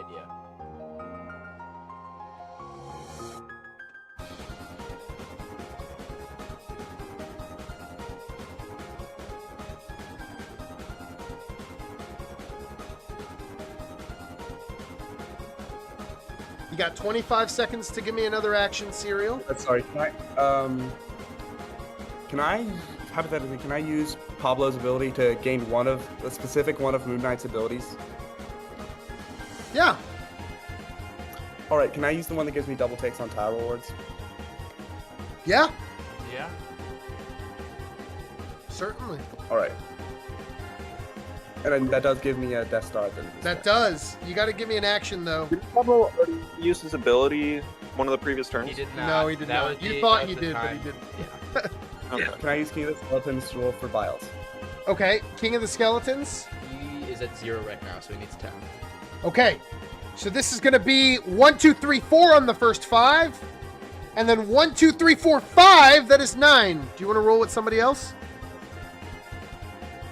No. Okay. 45 seconds. So he's got one more to get an item. Are you hopping on Frogger? Yep. Awesome. And then I like how the King of the Skeletons runs when you pick him up. Crasher is going to roll as well, actually. All right, Crash is going to roll. Finally getting some value out of Crash here. Oh, He's just kind of been jumping around. Let's The see. first 5 is 9! Unbelievable. Crash, you are so incompetent. The next one is going to be 4, which is good. So that's a remainder of 3. Oh my gosh. And Crash gets a Blemflark. That's pretty nice. Crash has Oh, board man. war or season 1 board wars JD luck. Like this is Yeah. this is terrible. JD season 1 luck for Crash. Gosh. It's hilarious. Oh my gosh! Cereal. I don't think that was me. I think that was you, Cereal. What the heck, man? That's it. Might You're have been. I suspended. don't know. I'm just kidding. Oh, Cereal! Throwing a temper tantrum in the middle of the board here. I know the loss of Donkey was hard. Yeah, he's really upset that he lost Donkey. You got 12 seconds to give me an action, man.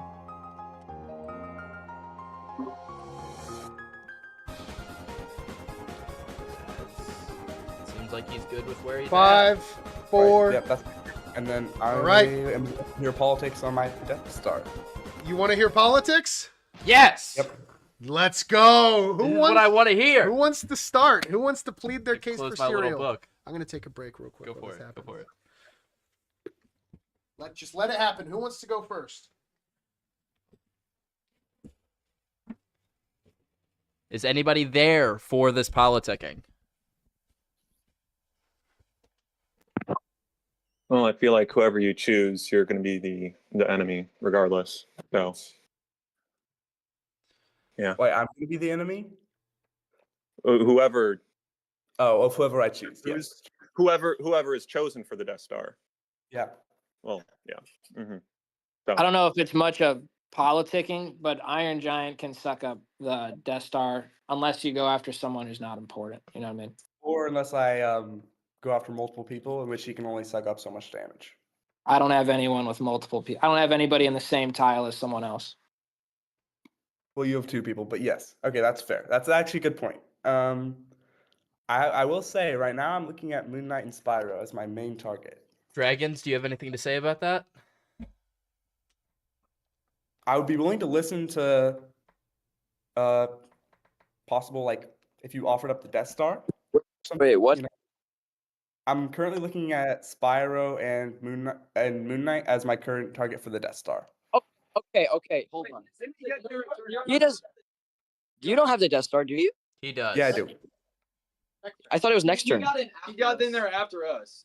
No, So, I used He Pablo's used ability. he used Pablo's ability to copy Moon Knight's ability and got a second tick on top of this. So he does have the Death Star, and we are talking politics right now.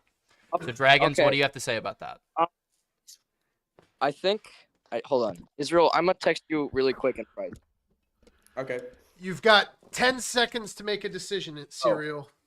Silas is texting me something.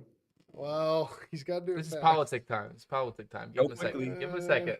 All right, I'll let it This go is through. This is the most fun part of Board Wars. I'll let it go Please, through. let me hear it.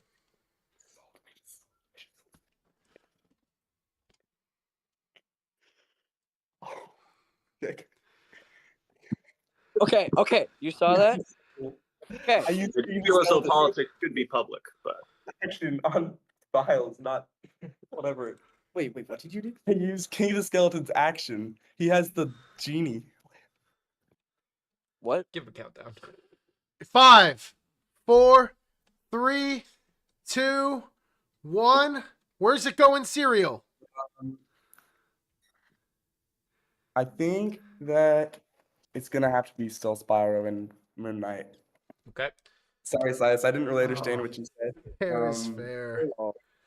Bravo. That is 89 damage in total and 2 kills. 89. That and kills. man, Cereal, you have definitely broken your no kill streak. I will say that. Yeah. Well done, man. I'm proud of you. Now, I am sad for the Dragons over there. Silas, as I'm updating the score sheet, I mean, what do you got to say about this move and how this game has been going so far?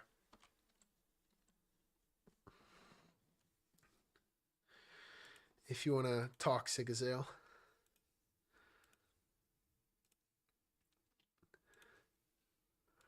And Sigazale's quiet here. Sometimes you know what that means. Sometimes you do. Sometimes you know what that means. He's not very happy. And you know what? Fair enough. Fair enough. I don't know if I would be incredibly pleased either. Nevertheless, that is a fantastic play there from Cereal. As he will have to talk to us eventually because he is on the action clock. That's exactly. 2 minutes starting now. Hola. Can we switch to language? Dun, dun, dun, dun, dun. Dun, dun, dun, dun, dun. Dun, dun, dun. A minute 40. You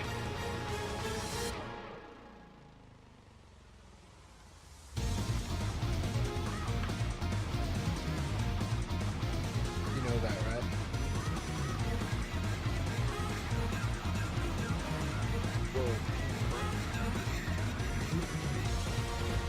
I attack Mr. King of Skeletons.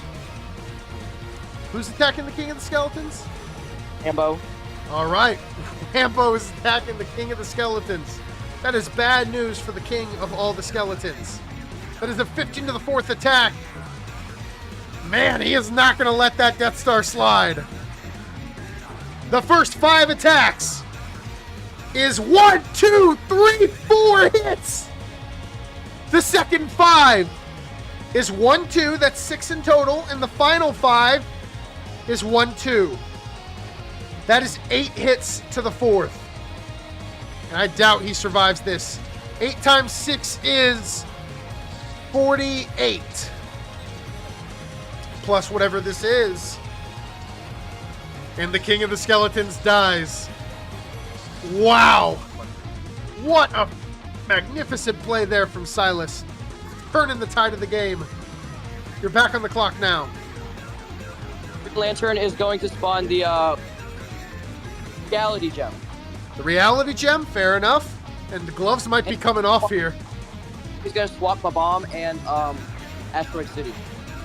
All right, the bomb in Asteroid City.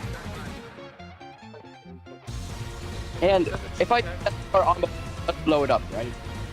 On the bomb? Yeah. You would. You would. Okay. And okay. Whether that's the right move remains to be seen, but you have 15 seconds to give me an action or your turn is over. I'm pretty sure you have a bigger enemy. We'll do politics at that point when we get there. You have 5 seconds to give me an action. Is Venom attacking? Mr. Venom is going to attack Pablo. Fantastic. And he set it on time. Well done. And that is 5 or lower. And that is going to be a 10 to the 2nd attack. The first 5 is going to be 4 hits. Unbelievable. Hold on. I gotta fix this real quick. So 4 hits on the first one. Hold on 1 second. 5 hits on the second. And that is 9 hits for Venom. He only missed 1 time. And that is going to be 46 damage. Killing Pablo. And Venom is at full health now. Venom is at full health now. So if you're keeping track of stats, that means he had, what is that, 94 healing. And he gets all of his stats back. Can Green Lantern attack Mr. Mr. who? Killua. Killua, yeah, that guy. He could, okay. Oh, he will. All right. Stacking with range. That's going to be 8 to the 3rd.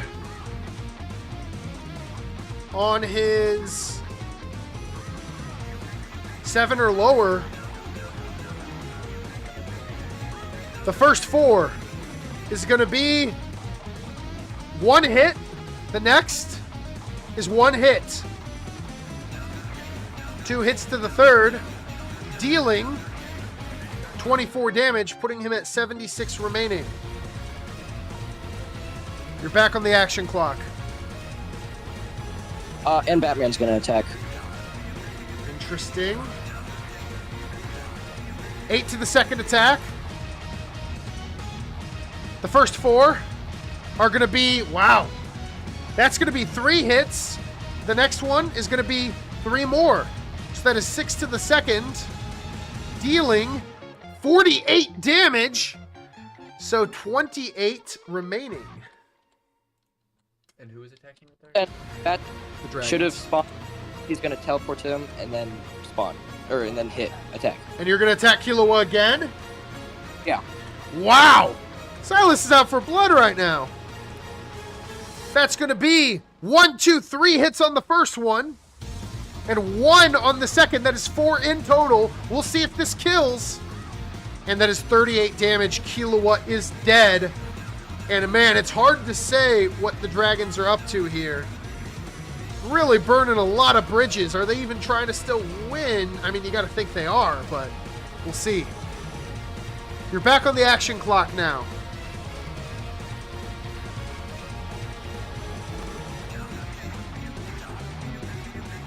And on that volleyball court, how many? What's on the They have volleyball court? 2 more turns, I believe. Either 2 or 1. Let's see. They have 3. Yeah, they have 2 more. Oh, I thought I did that way earlier. We should have. This should be our final turn on that. Okay. Okay. So I must have forgotten to mark it 1 turn. Groski's free. You have 15 seconds till your next action, Sigazale.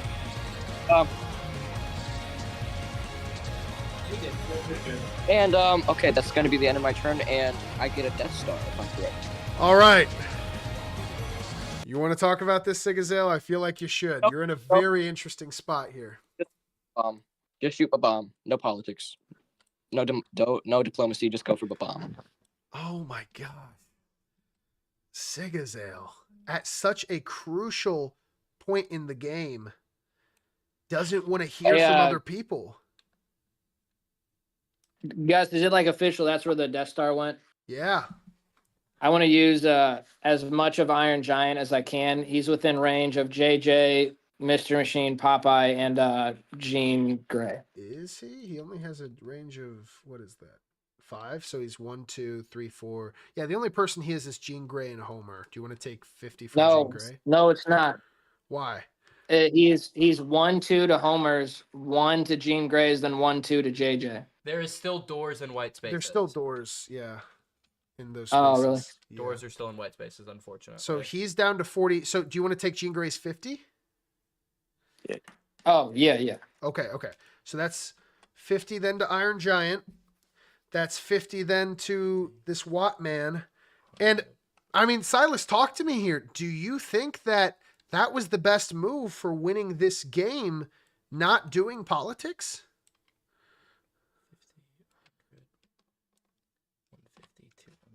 150, 200. Is his play style going to be to abstain politically?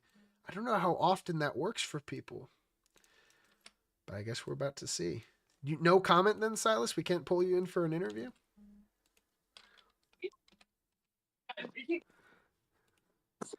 Look, what? Wait, what? Can we pull you in for an interview and hear just your thought process behind this?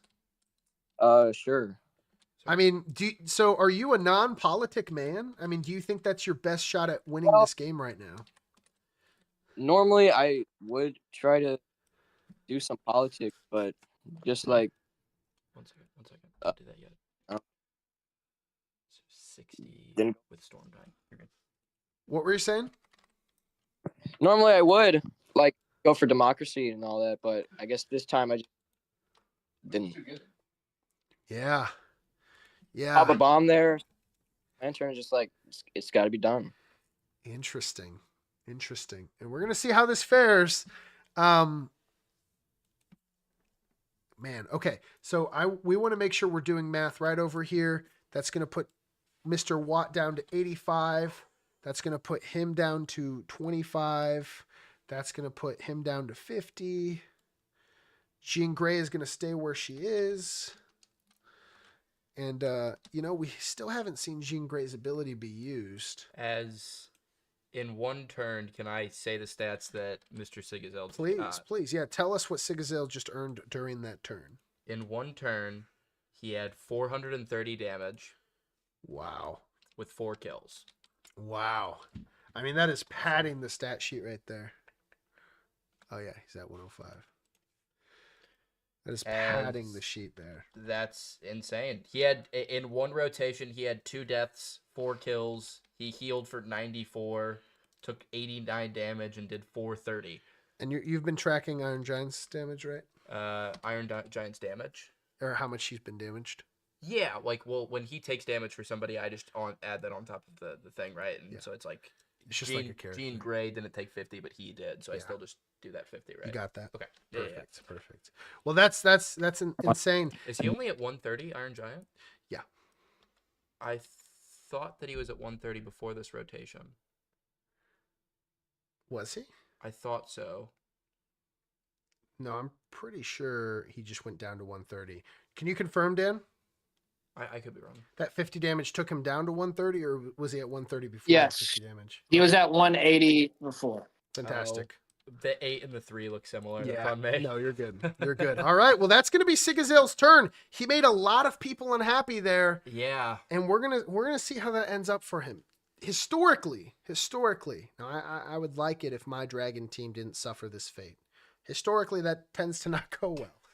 We'll see, though. I believe in Sigazale, and I will tell you what, at the bare minimum, he's putting up a fantastic statistical performance. I'll tell you right now, if he only had those numbers right there for his statistical stat performance, that's a pretty good game. He's already on it. Yeah.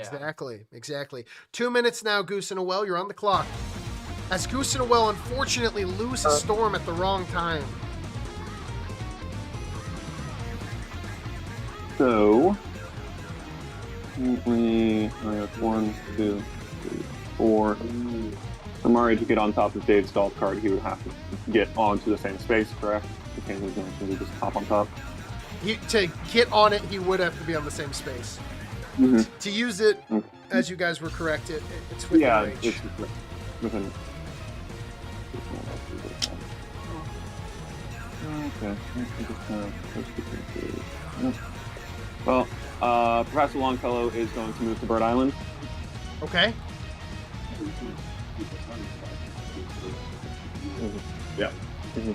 And we're gonna volley the volleyball. All right, where do you want to put it?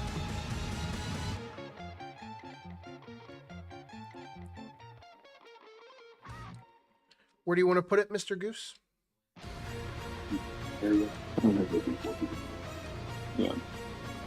We're gonna move it all the way to Pacific Rim. And we are gonna have Sigazale run after it. Sounds good. Fair and enough. I'm gonna my action on Bird Island. Okay, I believe it uses an action to hit the volleyball. It does. Let's see. Yes, yeah. 3 turns direct and stop. Okay. Sounds good. All right. Now Mario is going to go over, pick up the spider donut, dropping the. Well, I guess he can use Indy's whip. Sorry, I guess I already put him down. So no, you're good. You're good. you want to trade?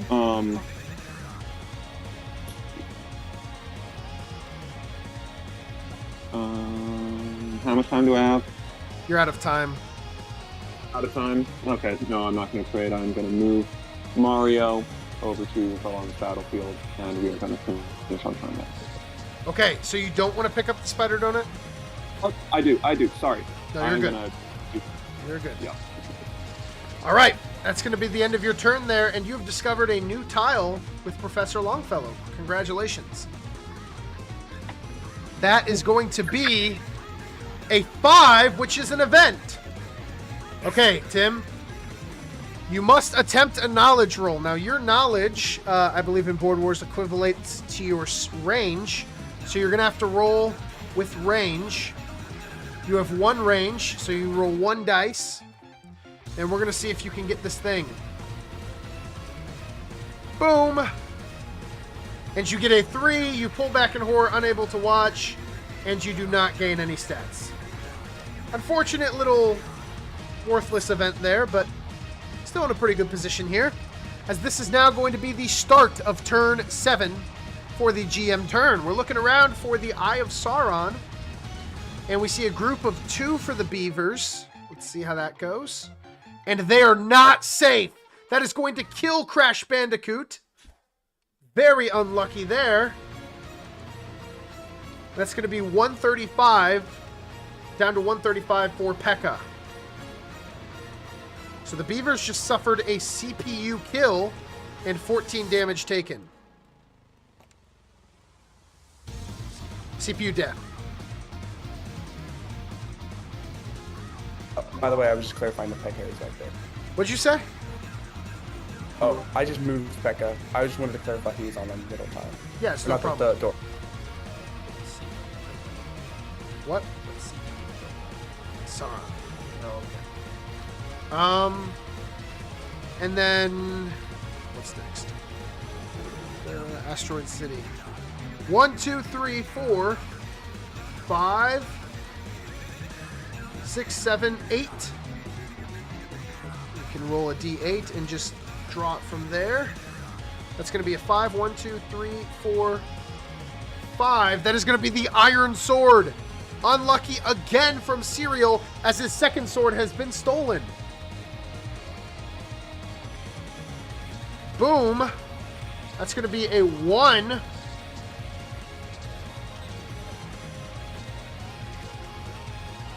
A 3, a 2, and then a 1.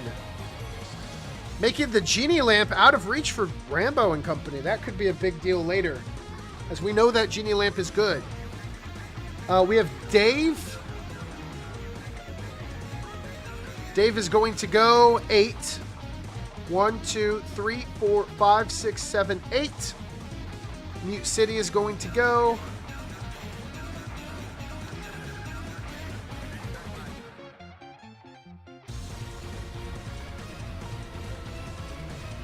All right. And I believe that is all that we have to do. Papa Bear, you're on the 2-minute action clock.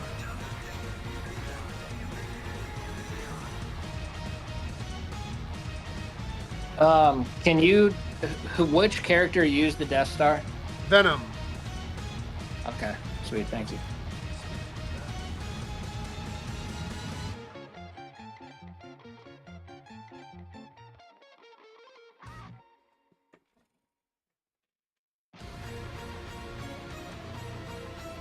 I want everyone to know Venom does have an increased defense. I gotta write down these stats. All right. You there, guy? Yep. What's up, man? +3 speed, +2 defense. Forgot to start your clock. Probably around there. You got 40 seconds to use an action here.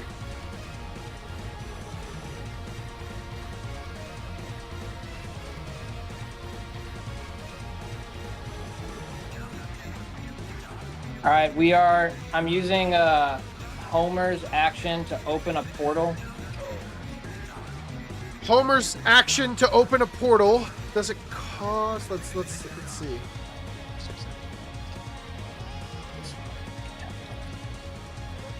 It doesn't cost an action to open the portal. Oh, but where do you want to put it? I want to put it on the same tile as, I think that's Green Lantern. That is. You got to give me an action here. JJ is going to... Oh, they're all going into it. JJ is going to attack Green Lantern. Okay. So we're going to start with that. And that is going to be a double net damage, 10 to the third attack. On JJ Watt, that is dangerous. The first 5 is going to be a few hits. Let's go look at his stats. That is going to be 2 hits on the first 5. And 1, 2, 3 on the second. That is 5 hits now. And this is times 2 damage. This might kill.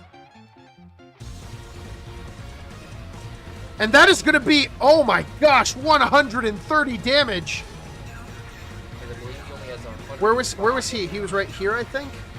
Oh my goodness. Yeah, he only had 105. As that is going to defeat Green Lantern.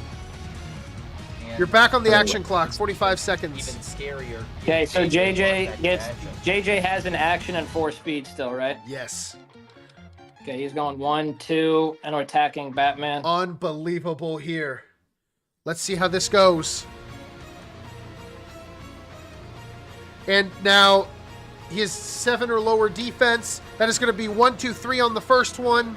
That is going to be 1 on the second. That is 4 hits to the third. Times 2. Oh my goodness. That's 106 damage. What were you saying? Damage and kill. Yeah, it doesn't matter. I don't think so. I think I said 3 hits on the second. Wow, yeah, 45 seconds. Sigazale's team is dropping a bit like flies here. Okay, what's his face? Ghost Rider's gonna use Spirit of Vengeance on Venom.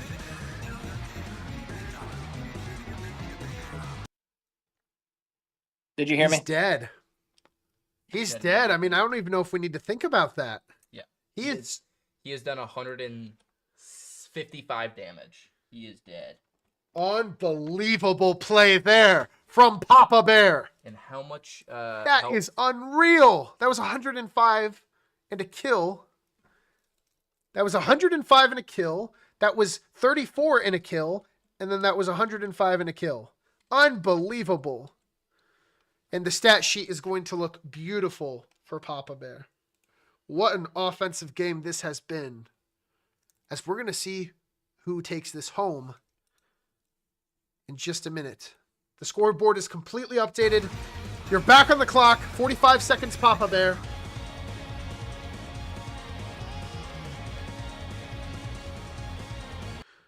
Is it time? I believe so. It is. Hold on. We're going to resume your turn in a minute, Papa Bear. Leave all your guys where they are because you have just triggered something. The apocalypse. At this point in the game, this might be what people need, as it's going to be a fight for survival. Unbelievable. As we reveal what the apocalypse is going to be. Now, I want everyone to remember, as we reveal this, after we're done revealing this, the apocalypse isn't going to start. In fact, it is not going to start until the start of turn 9. That way, everyone gets a full turn to react before the apocalypse happens. So, Dan, you are going to have this entire turn left. We're going to resume in a moment after we reveal this, and then you're going to have one more full turn before this actually starts. And it is going to be cloudy with a chance of meatballs. Each turn, 2 meatballs are going to fall from the sky. Meatballs will destroy whichever tiles it falls on, instantly killing all characters inside and leaving it unoccupiable. Where the meatballs fall will be announced 1 rotation before they fall. That is different now this season. At the corner of At the corner of the map, a flying car will spawn. Above the board, the meatball machine will spawn at the center of the map. use your action while in a ship to rise/descend into the air. While in the air, use your action to move closer to the machine. Once your car is in the air and adjacent to the machine, you may use your action to board the machine. When on the machine, you are safe from the meatballs falling down onto the ground and may use your action to turn off the machine, but you don't have to. You can sit up there and watch everyone else get crushed. If an enemy is also on top of the machine with you, you can use your action to attempt to push them off and to their death. Now, you're reading all of those and you're like, those are a bunch of rules. I'm going to explain it very easily. All of these things, this thing I'm placing right here is the Flims Dims Mafur. Can we all say that 5 times fast? The Flims Dims Mafur. This is the machine that we're talking about. We're going to lock this bad boy. Does it spawn in the middle? We're going to look at the gizmo. Yeah, it will. Oh. Here we go. Oh no! We're gonna destroy the apocalypse thing. There we go, finally. Here it is. Ladies and gentlemen, we have just taken off. Weep. Right here, right? That's about right? Yeah, I think that's about right. We need to go under the map here and look for the, where did the apocalypse tile go? We'll find that in a minute. We're gonna now grab the ships. So just to be clear, these ships are gonna spawn in all 4 corners of the map.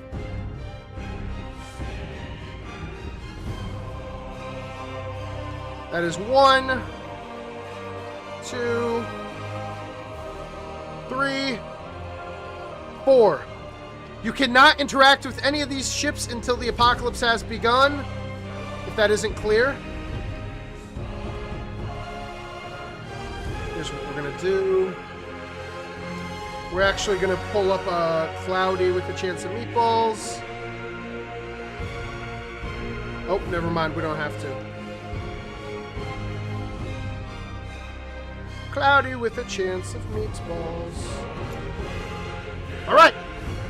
So, it is going to cost, as I said, an action while you're in the car to lift the car into the air. When a car is in the air, they cannot be affected by things on the ground. They can be affected by flying meatballs. They can be affected by Death Stars, things that happen from the sky. When you're in the flying car, you can fly. You can use one action to go into the air, the second to fly, the third to fly, and then a fourth to get on top of the machine. Does that make sense? Once you are on the machine, you can turn it off and stop the apocalypse. You do not have to. You can hold unlimited teammates in the flying car, so having a lot of teammates in this apocalypse is going to be a huge advantage. When you are on top of the machine, if you don't want to turn it off, you'll notice at the end it says you can use your action to attempt to push them off. If you want to do that, instead of attacking normally, you do a duel. You attack them, they attack you. That damage isn't actual damage. Instead, it is to see who succeeds in the push. The loser will fall and die instantly. Are there any questions about how this apocalypse is going to work?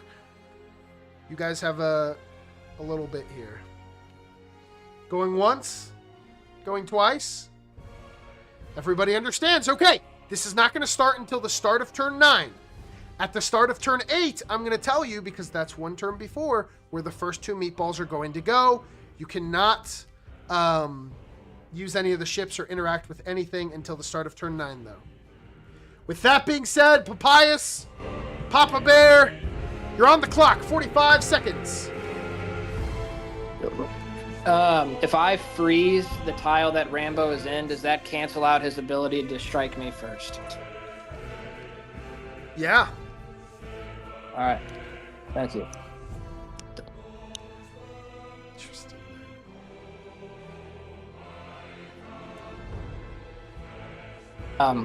Popeye is going to freeze Rambo's tile.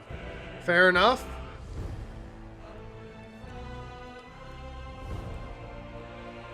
JJ is going to attack Rambo. Wow. Where were you before? You right there? Okay, cool.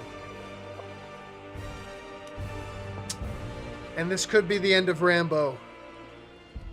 It likely will be. Did you really can't? Rambo attack first? He cannot because he is frozen. Oh, okay. The first 5 attacks is going to be part of his, like, part of attacking him. I would say it's more associated with attacking him than his, like, than his function, or a function of when he's attacked. all abilities and actions are paused when you are frozen, however.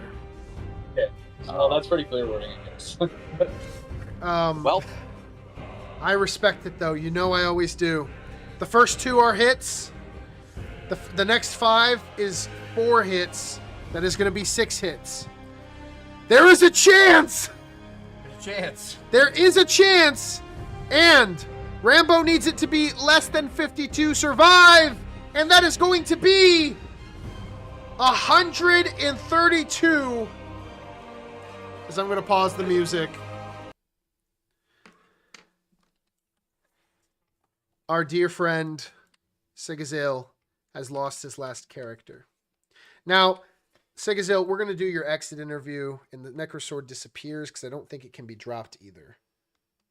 I don't know why you would want to pick it up. Sigazale, obviously, there could have been some things better about this game. I think everyone knows that. But for your first ever game, I want to say I think you played extraordinarily well. And I think the practice games that you've had this offseason that we talked about in the pregame, I thought that was very evident in the way that you played tonight. So take us through this game, man. Take us through what the thoughts were, your first time under the lights, and what you're ultimately going to learn from this experience. Yeah, at first I was definitely trying to go more passive and just try to lay low a bit, but eventually I just had to start getting to the fight, and definitely could have been better, but I would say not too bad. No, I would agree, not too bad at all, Sigazale. If you're going through this game in your head, do you, because of that pacificity you talked about in the early game, do you regret not going more aggressive sooner? Do you regret not engaging in the politics? What do you think was your most crucial mistake in this one? I'd probably say should have stayed a little more passive, I guess. You would double down Like on just, pacificity. Yeah. Went a little too. I got on everybody's bad side, and yeah. That's fair. That's fair. And you know what, Sigazale, that is something that the young ones have to learn. But again, I think you've done a fantastic job. A fantastic job. I think you should be very proud of yourself. Sure, this was a game that the Dragons really wanted to win, but for you and your career, I mean, I think this is only a small piece of things to come, greater things to come. So I guess, Sigazale, what excites you most about this Dragons season? Talk to me about your teammates and what bond have you cultivated with the team, and what excites you most about the upcoming season? Yeah, it was definitely fun. I'm really excited to play more. I really couldn't have without the team helping me and all. It was just really fun to play. Totally, Sigazale, totally. Well, I mean, we're going to go in and continue this game. We're going to see who comes out on top. But thank you so much for playing with us. You guys are more than welcome to stay in the Discord and hang out with us as we find out who is going to take home the victory. But again, seriously, man, you should be proud of how you played tonight. It was very impressive. Thanks for joining us, Sigazale. All right, thank you. As we're now going to continue to find out who is going to win this game. The stakes are very high, ladies and gentlemen. If the Beavers win, the Jets are kind of out, at least for now. At least for now.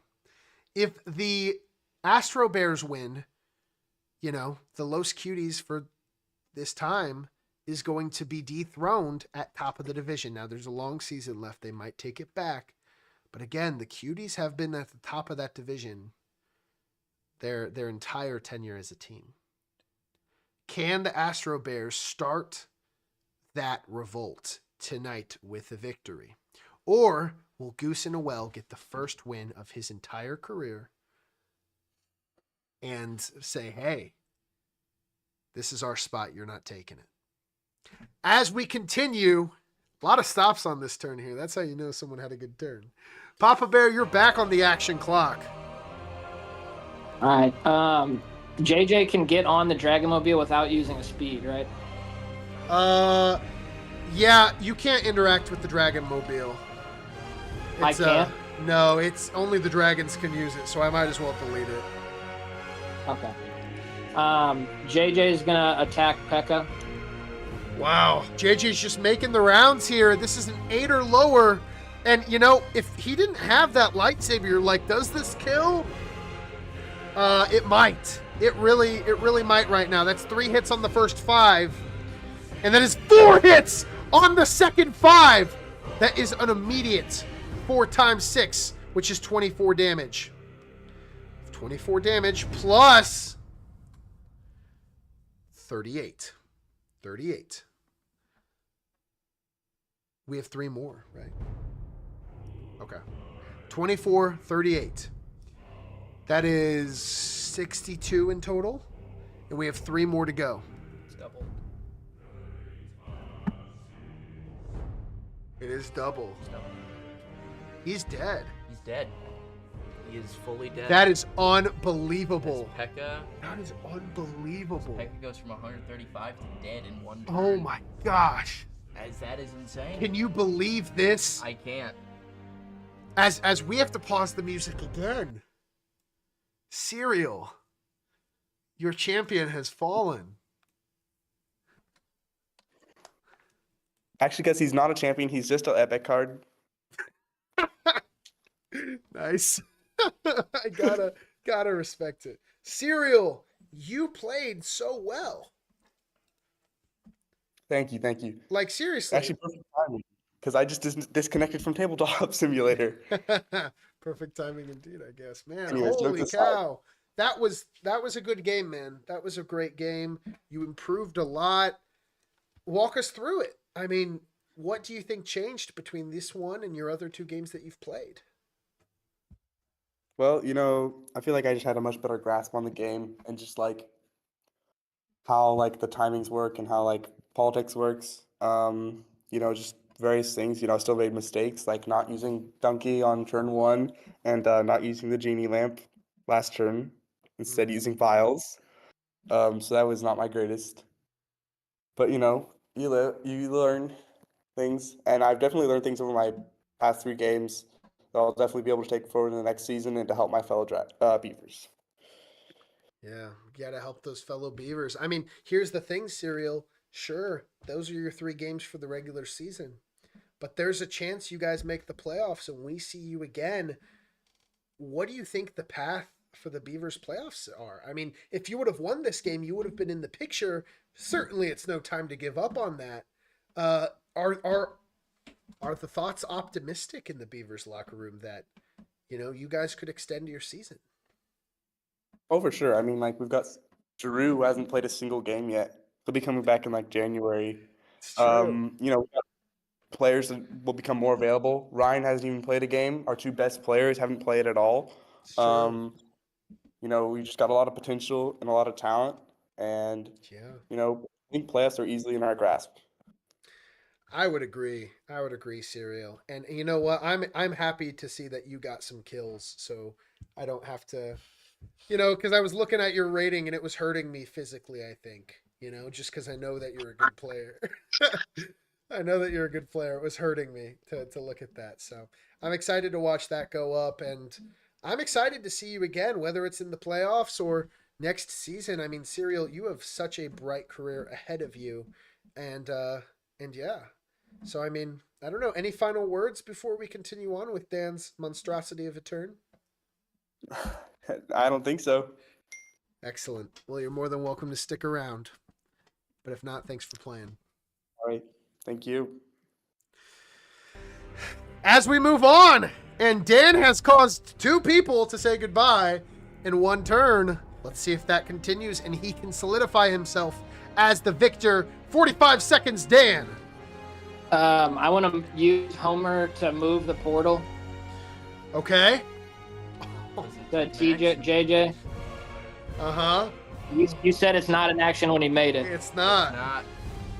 You're Now, right. do I have to use a speed for JJ to take the portal? Yes.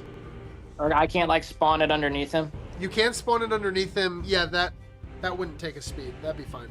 Okay, so it's underneath him. And he pops up right here. Uh-huh. So 1, 2. Can I attack from here? You can.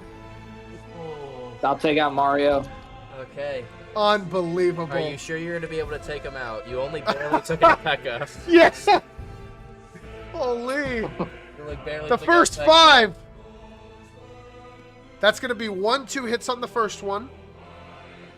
1, 2, 3, 4. We don't have to do it. He's dead. Don't even roll it. We don't have to roll. Gosh, is that 70? Is that 50? That's 50. And Mario bites the dust.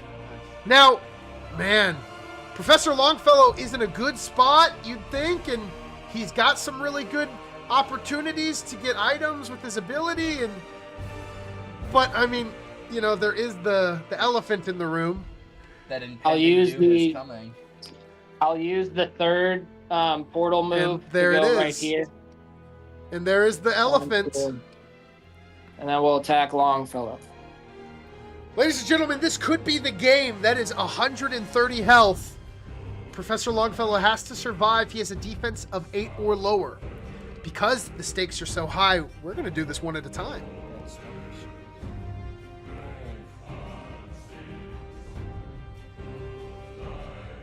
All right. The first hit. The first is a hit for 16. The second is a miss. Oh dear. The third is a miss.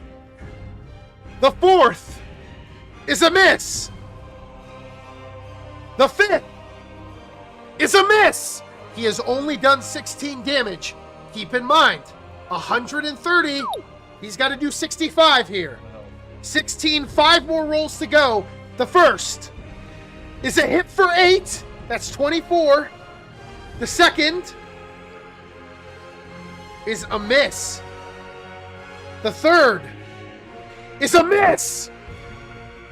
The fourth, the second to last, is a miss. He's done 48 damage so far. He has 1 more. I don't think he can kill him. And that is a hit for 15. That is 78 damage dealt to Professor Longfellow. He is now at 42. Is that after being doubled? Yes. Oh, that is after being doubled. He's at 42. Unbelievable. 45 seconds left. I used that one. We're going to use Homer's action to use his spiny blue shell. Okay, you're going to use the spiny blue shell, and that does 15, right? Taking him down to 27. 20. It does 25. It does 25. Okay, so 17. Professor Longfellow lives at 17 health.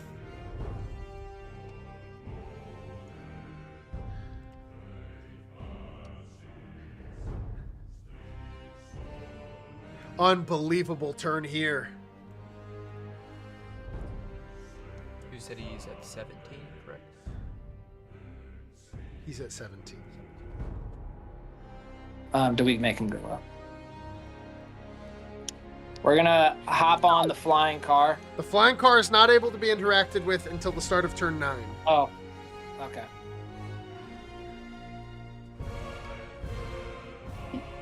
We are done. Wow. Can the cuties salvage something here? I don't know. Tim, you're on the 2-minute clock. Can I pause your clock to just hear what is going through your head right now? I mean, this is crazy, but you've survived. Well, yeah, I am just, I was played like a fiddle with diplomacy. Diplomacy has been my weakness with my previous games. And so, yeah. Intriguing. You're saying the Bears are a little bit of backstabbers? No. No. Okay.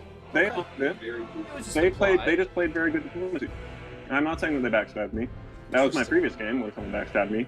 But this game, they played a fair game. I am hands up to them for being able to pull this all off. Yeah, what a play. What a play. Well, I mean, you've got 2 minutes to talk with your crew. Figure it out. And maybe if you can buy some time.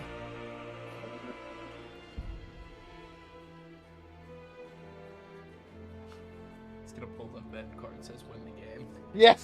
Yeah. Could you imagine if an event card at this stage in the game makes the big difference? Oh, man. Well, it's going to be hard for him to discover a new room. It will be hard to discover a new room. I mean, you just got to get a little creative here. Yes.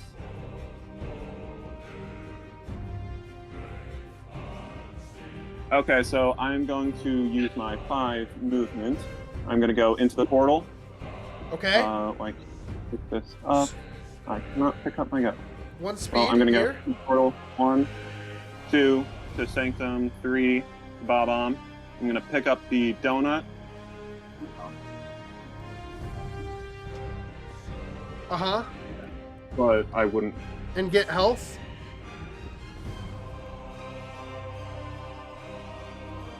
Hello?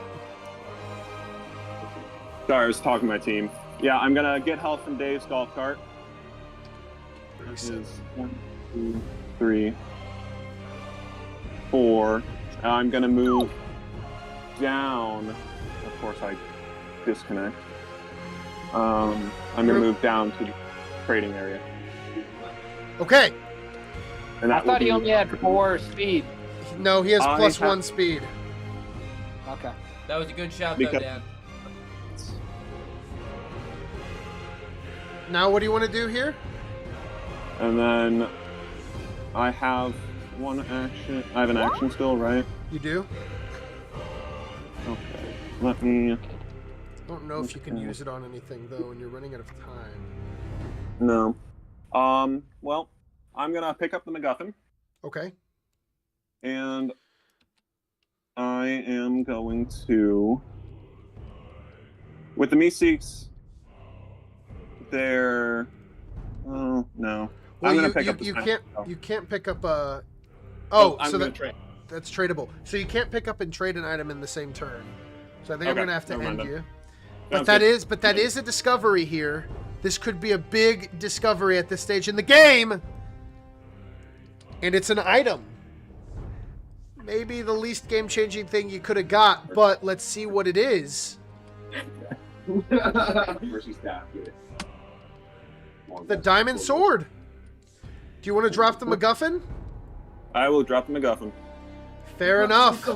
And if things go his way miraculously, I mean, you never know. But it is now the start of turn 8. It is the final GM turn. And we're going to see what's going on here. There's no Eye of Sauron.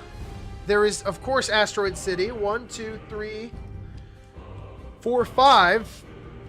A 6 is a reroll. And that is 3. 1, 2, 3! That is massive. That is legendary! Massive play there! Asteroid City has stolen the lightsaber! That is a huge deal at this stage in this game. Massive. That is almost perfect for what you need if you are our friend Tim. Frogger, we're going to see how that goes. And that is going to be a 4. A 2. A 2. And a 1. Dave's golf cart. Where's he going to go? 1, 2, 3, 4, 5, 6. The Millennium Falcon is going to rotate this direction. What else is there? Mute City is going to go, and that's going to be it.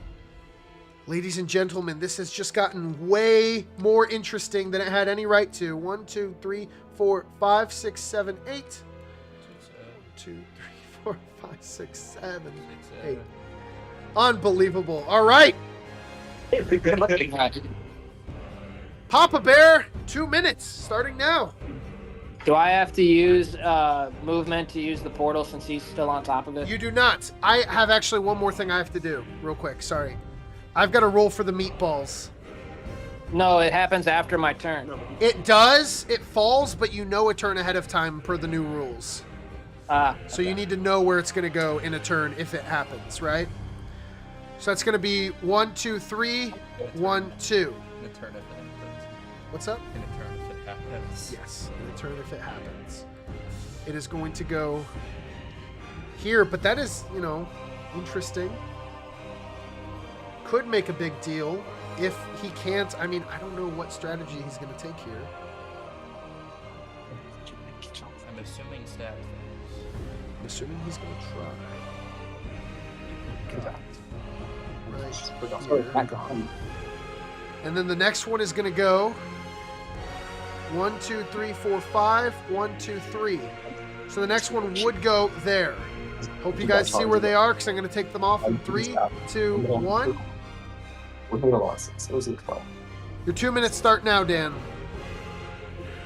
So we'll go 1, 2, 3, 4 and attack him. All right. We're going to see how this goes. I mean, he's got a defensive 6 or lower. You've got 10 to the third attack. On average, you need 4 hits.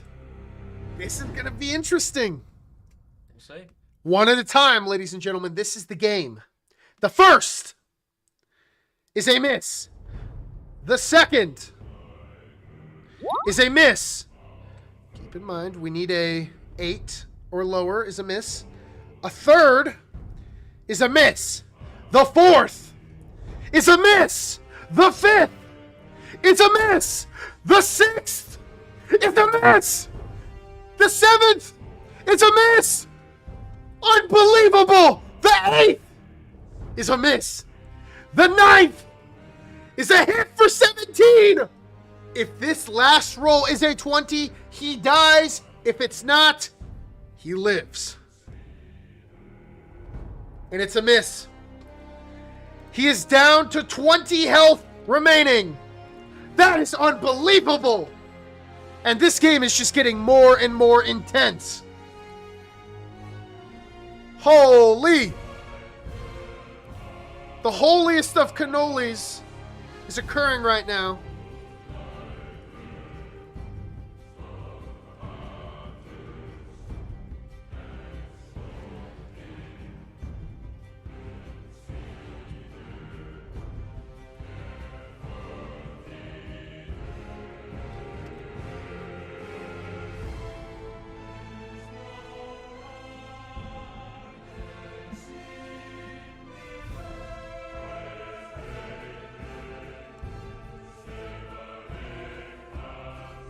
See. Ghost Rider is going to attack Babam. Okay, let's see how this goes.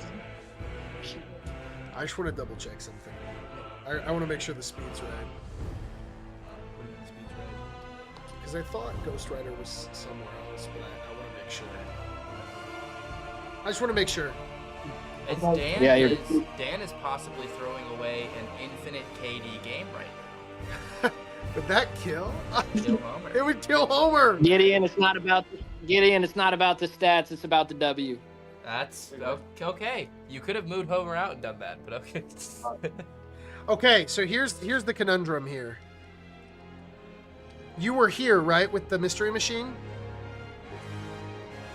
The mystery machine was in this box. Are you sure? Oh. Okay. So you went 1, 2, 3, 4. So you went 3, 4, 5, 6, like diagonal, right? 1, 2, 3, 4, 5, 6, and a train station B. So if you were to go diagonal how you were, right, then he would have had to use 1 speed to get there because it didn't cross over him and he was right here. So then he would have had to go back. 2, 3, 4, 5, 6, 7, 8 is where he could go. Does he have enough range? Yes. 1, 2, 3. Okay. Wow. Down to the wire. The blunder was technical, but it still hits. And according to according to what Gideon said, I can't move Homer into Bob-omb Battlefield? No. No. No, you already attacked. No. But even if he was in Bob Battlefield, he's dead. No, if he group attacked him. Oh, if he group attacked. If he group attacked him. Oh, that's true. All right. Well, he's got the Terra Blade. I mean, what are the odds that he doesn't deal 20 to the second here? The same odds that he doesn't kill Professor Longfellow on 10 to the I guess third. we're about to find out. You know? The first is a miss. The second is a miss. The third is a hit for 15. The fourth is a hit for 19. Man, that is brutal. That is 34 damage. He only needs 11, and he's got 16 left to go. The fifth, and that's the game. This is the game. That is the game. Now, Tim. Oh, Tim. Talk to me, man. This was a whirlwind of a game, full of highs and lows for everybody. It came down to the bitter end. I mean, you got really lucky at points. You got really unlucky at points. Talk to me just about how you think this game went, bro. Hey, I'm just happy they didn't get the infinite KD. That's really all I have to say. That's all I have to say. You know what? Fair enough. We're gonna reflect that. If they weren't gonna kill Bob-omb, we would have killed Homer, and yeah. So you know what? I gotta respect it. the game went the way it went, and there we go. The game went the way it went, and there we go. I mean, did you maybe recognize a whole other element to this game?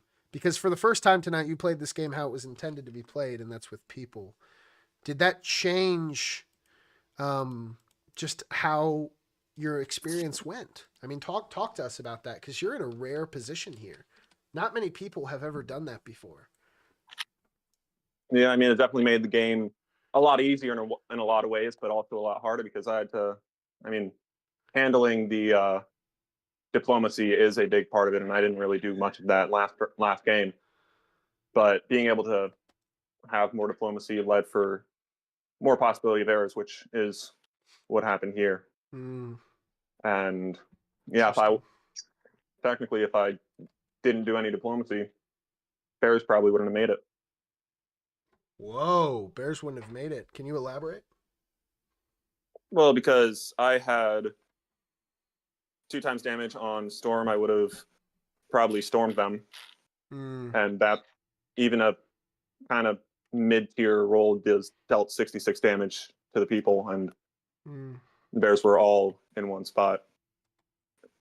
Yeah. The reason they won the game was because we had that truce and I did not storm them, because that would have dealt significant damage to them. Fair enough. Fair enough. Well, I mean, good job on the Bears for getting this truce. Good job on them.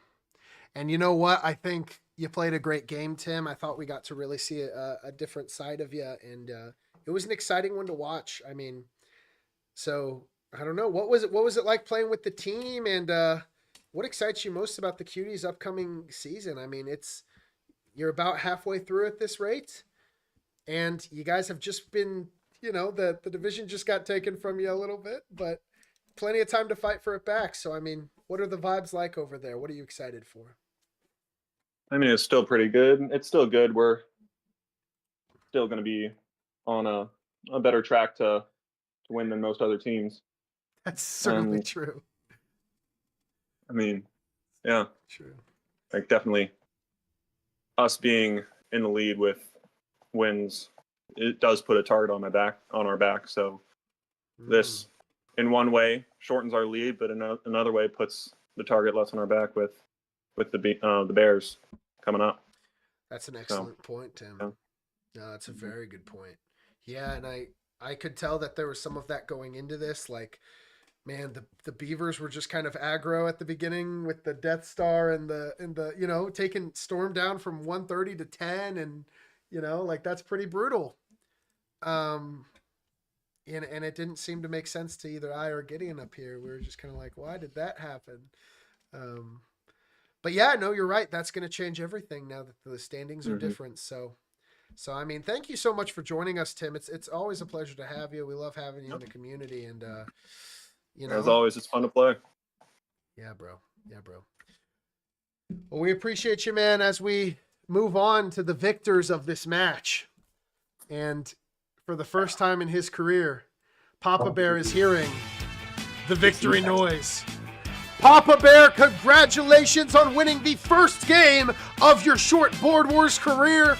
And you have just dethroned the Los Cuties as top of the division. What is going through your head right now? How do you feel about taking this one home and making history for yourself and this young team? Hey, we learned some things in game one. We were too offensive at the jump. This time took a different approach, but at the end of the day, team win over here. We got a room full of great guys all actively playing their part and bringing an Astro Bears win, not a Dan Wenger win. Oh, not a Papa Bear win. But I mean, we got to talk about the Papa Bear win because, I mean, you are making history right now. You have historic stats from your first game, being one of the ninth player ever last game to have 1,000 damage. And Gideon, as we're counting it up, surely he did it again. Surely he did it again, right? It is close. It's going to be close. We're still going to count those up. But you might have achieved your second 1,000 damage game, and I'm not confident that that's happened before. I don't think one player has done that more than one time, so that would be a historic feat. So, Dan, you hopped into the season. There was 2 years of history behind you, a bright future of the Bears ahead of you. What is it like to come in here, set records, and win in your second ever game? You know, I was the first pick overall, felt some way about it, didn't have the knowledge, didn't have the skills or anything, but I'm glad that I can make that pick worthwhile. Make that first overall pick, and man, it was a contentious pick. A lot of people wanted you, especially this Cuties team that is dethroning you. And you said in the pre-draft process you wanted to be a Cutie at one point. What is it like to now twist the knife on their season? I want to clarify, that's not a direct quote. I said Cuties are one of the teams I would like to be on. All right. But no animosity to the Cuties. Got a lot of brethren over there. You know, they just got caught in the fire tonight. They were the last one to go. We had the alliance. They definitely did. And this seemed like an effortless win for you, playing it just the way that you needed to.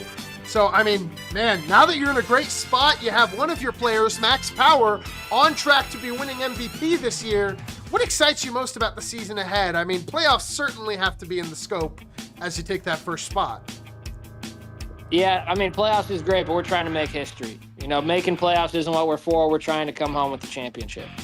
Yeah, that beautiful Legacy Cup over there. And if Gideon scoots over, I mean, we can take a look at that butte. And maybe we see Papa Bear hoisting that into the air. You know, this year, it's possible. It's possible. And of course, we got a captain over here who might disagree with that.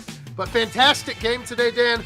We're about to go home. We're about to go to sleep. But as always, we have a tradition where the winner gets to have the last word. So it could be anything you want. You could be talking crap on an enemy team. You could be giving a call out or a shout out or some love to somebody. Anything you want. Last words before we go home, whenever you're ready. I'm gonna double down there, Gus, and say the horse was prepared for battle, but victory comes from the Lord. You heard it here. Good night.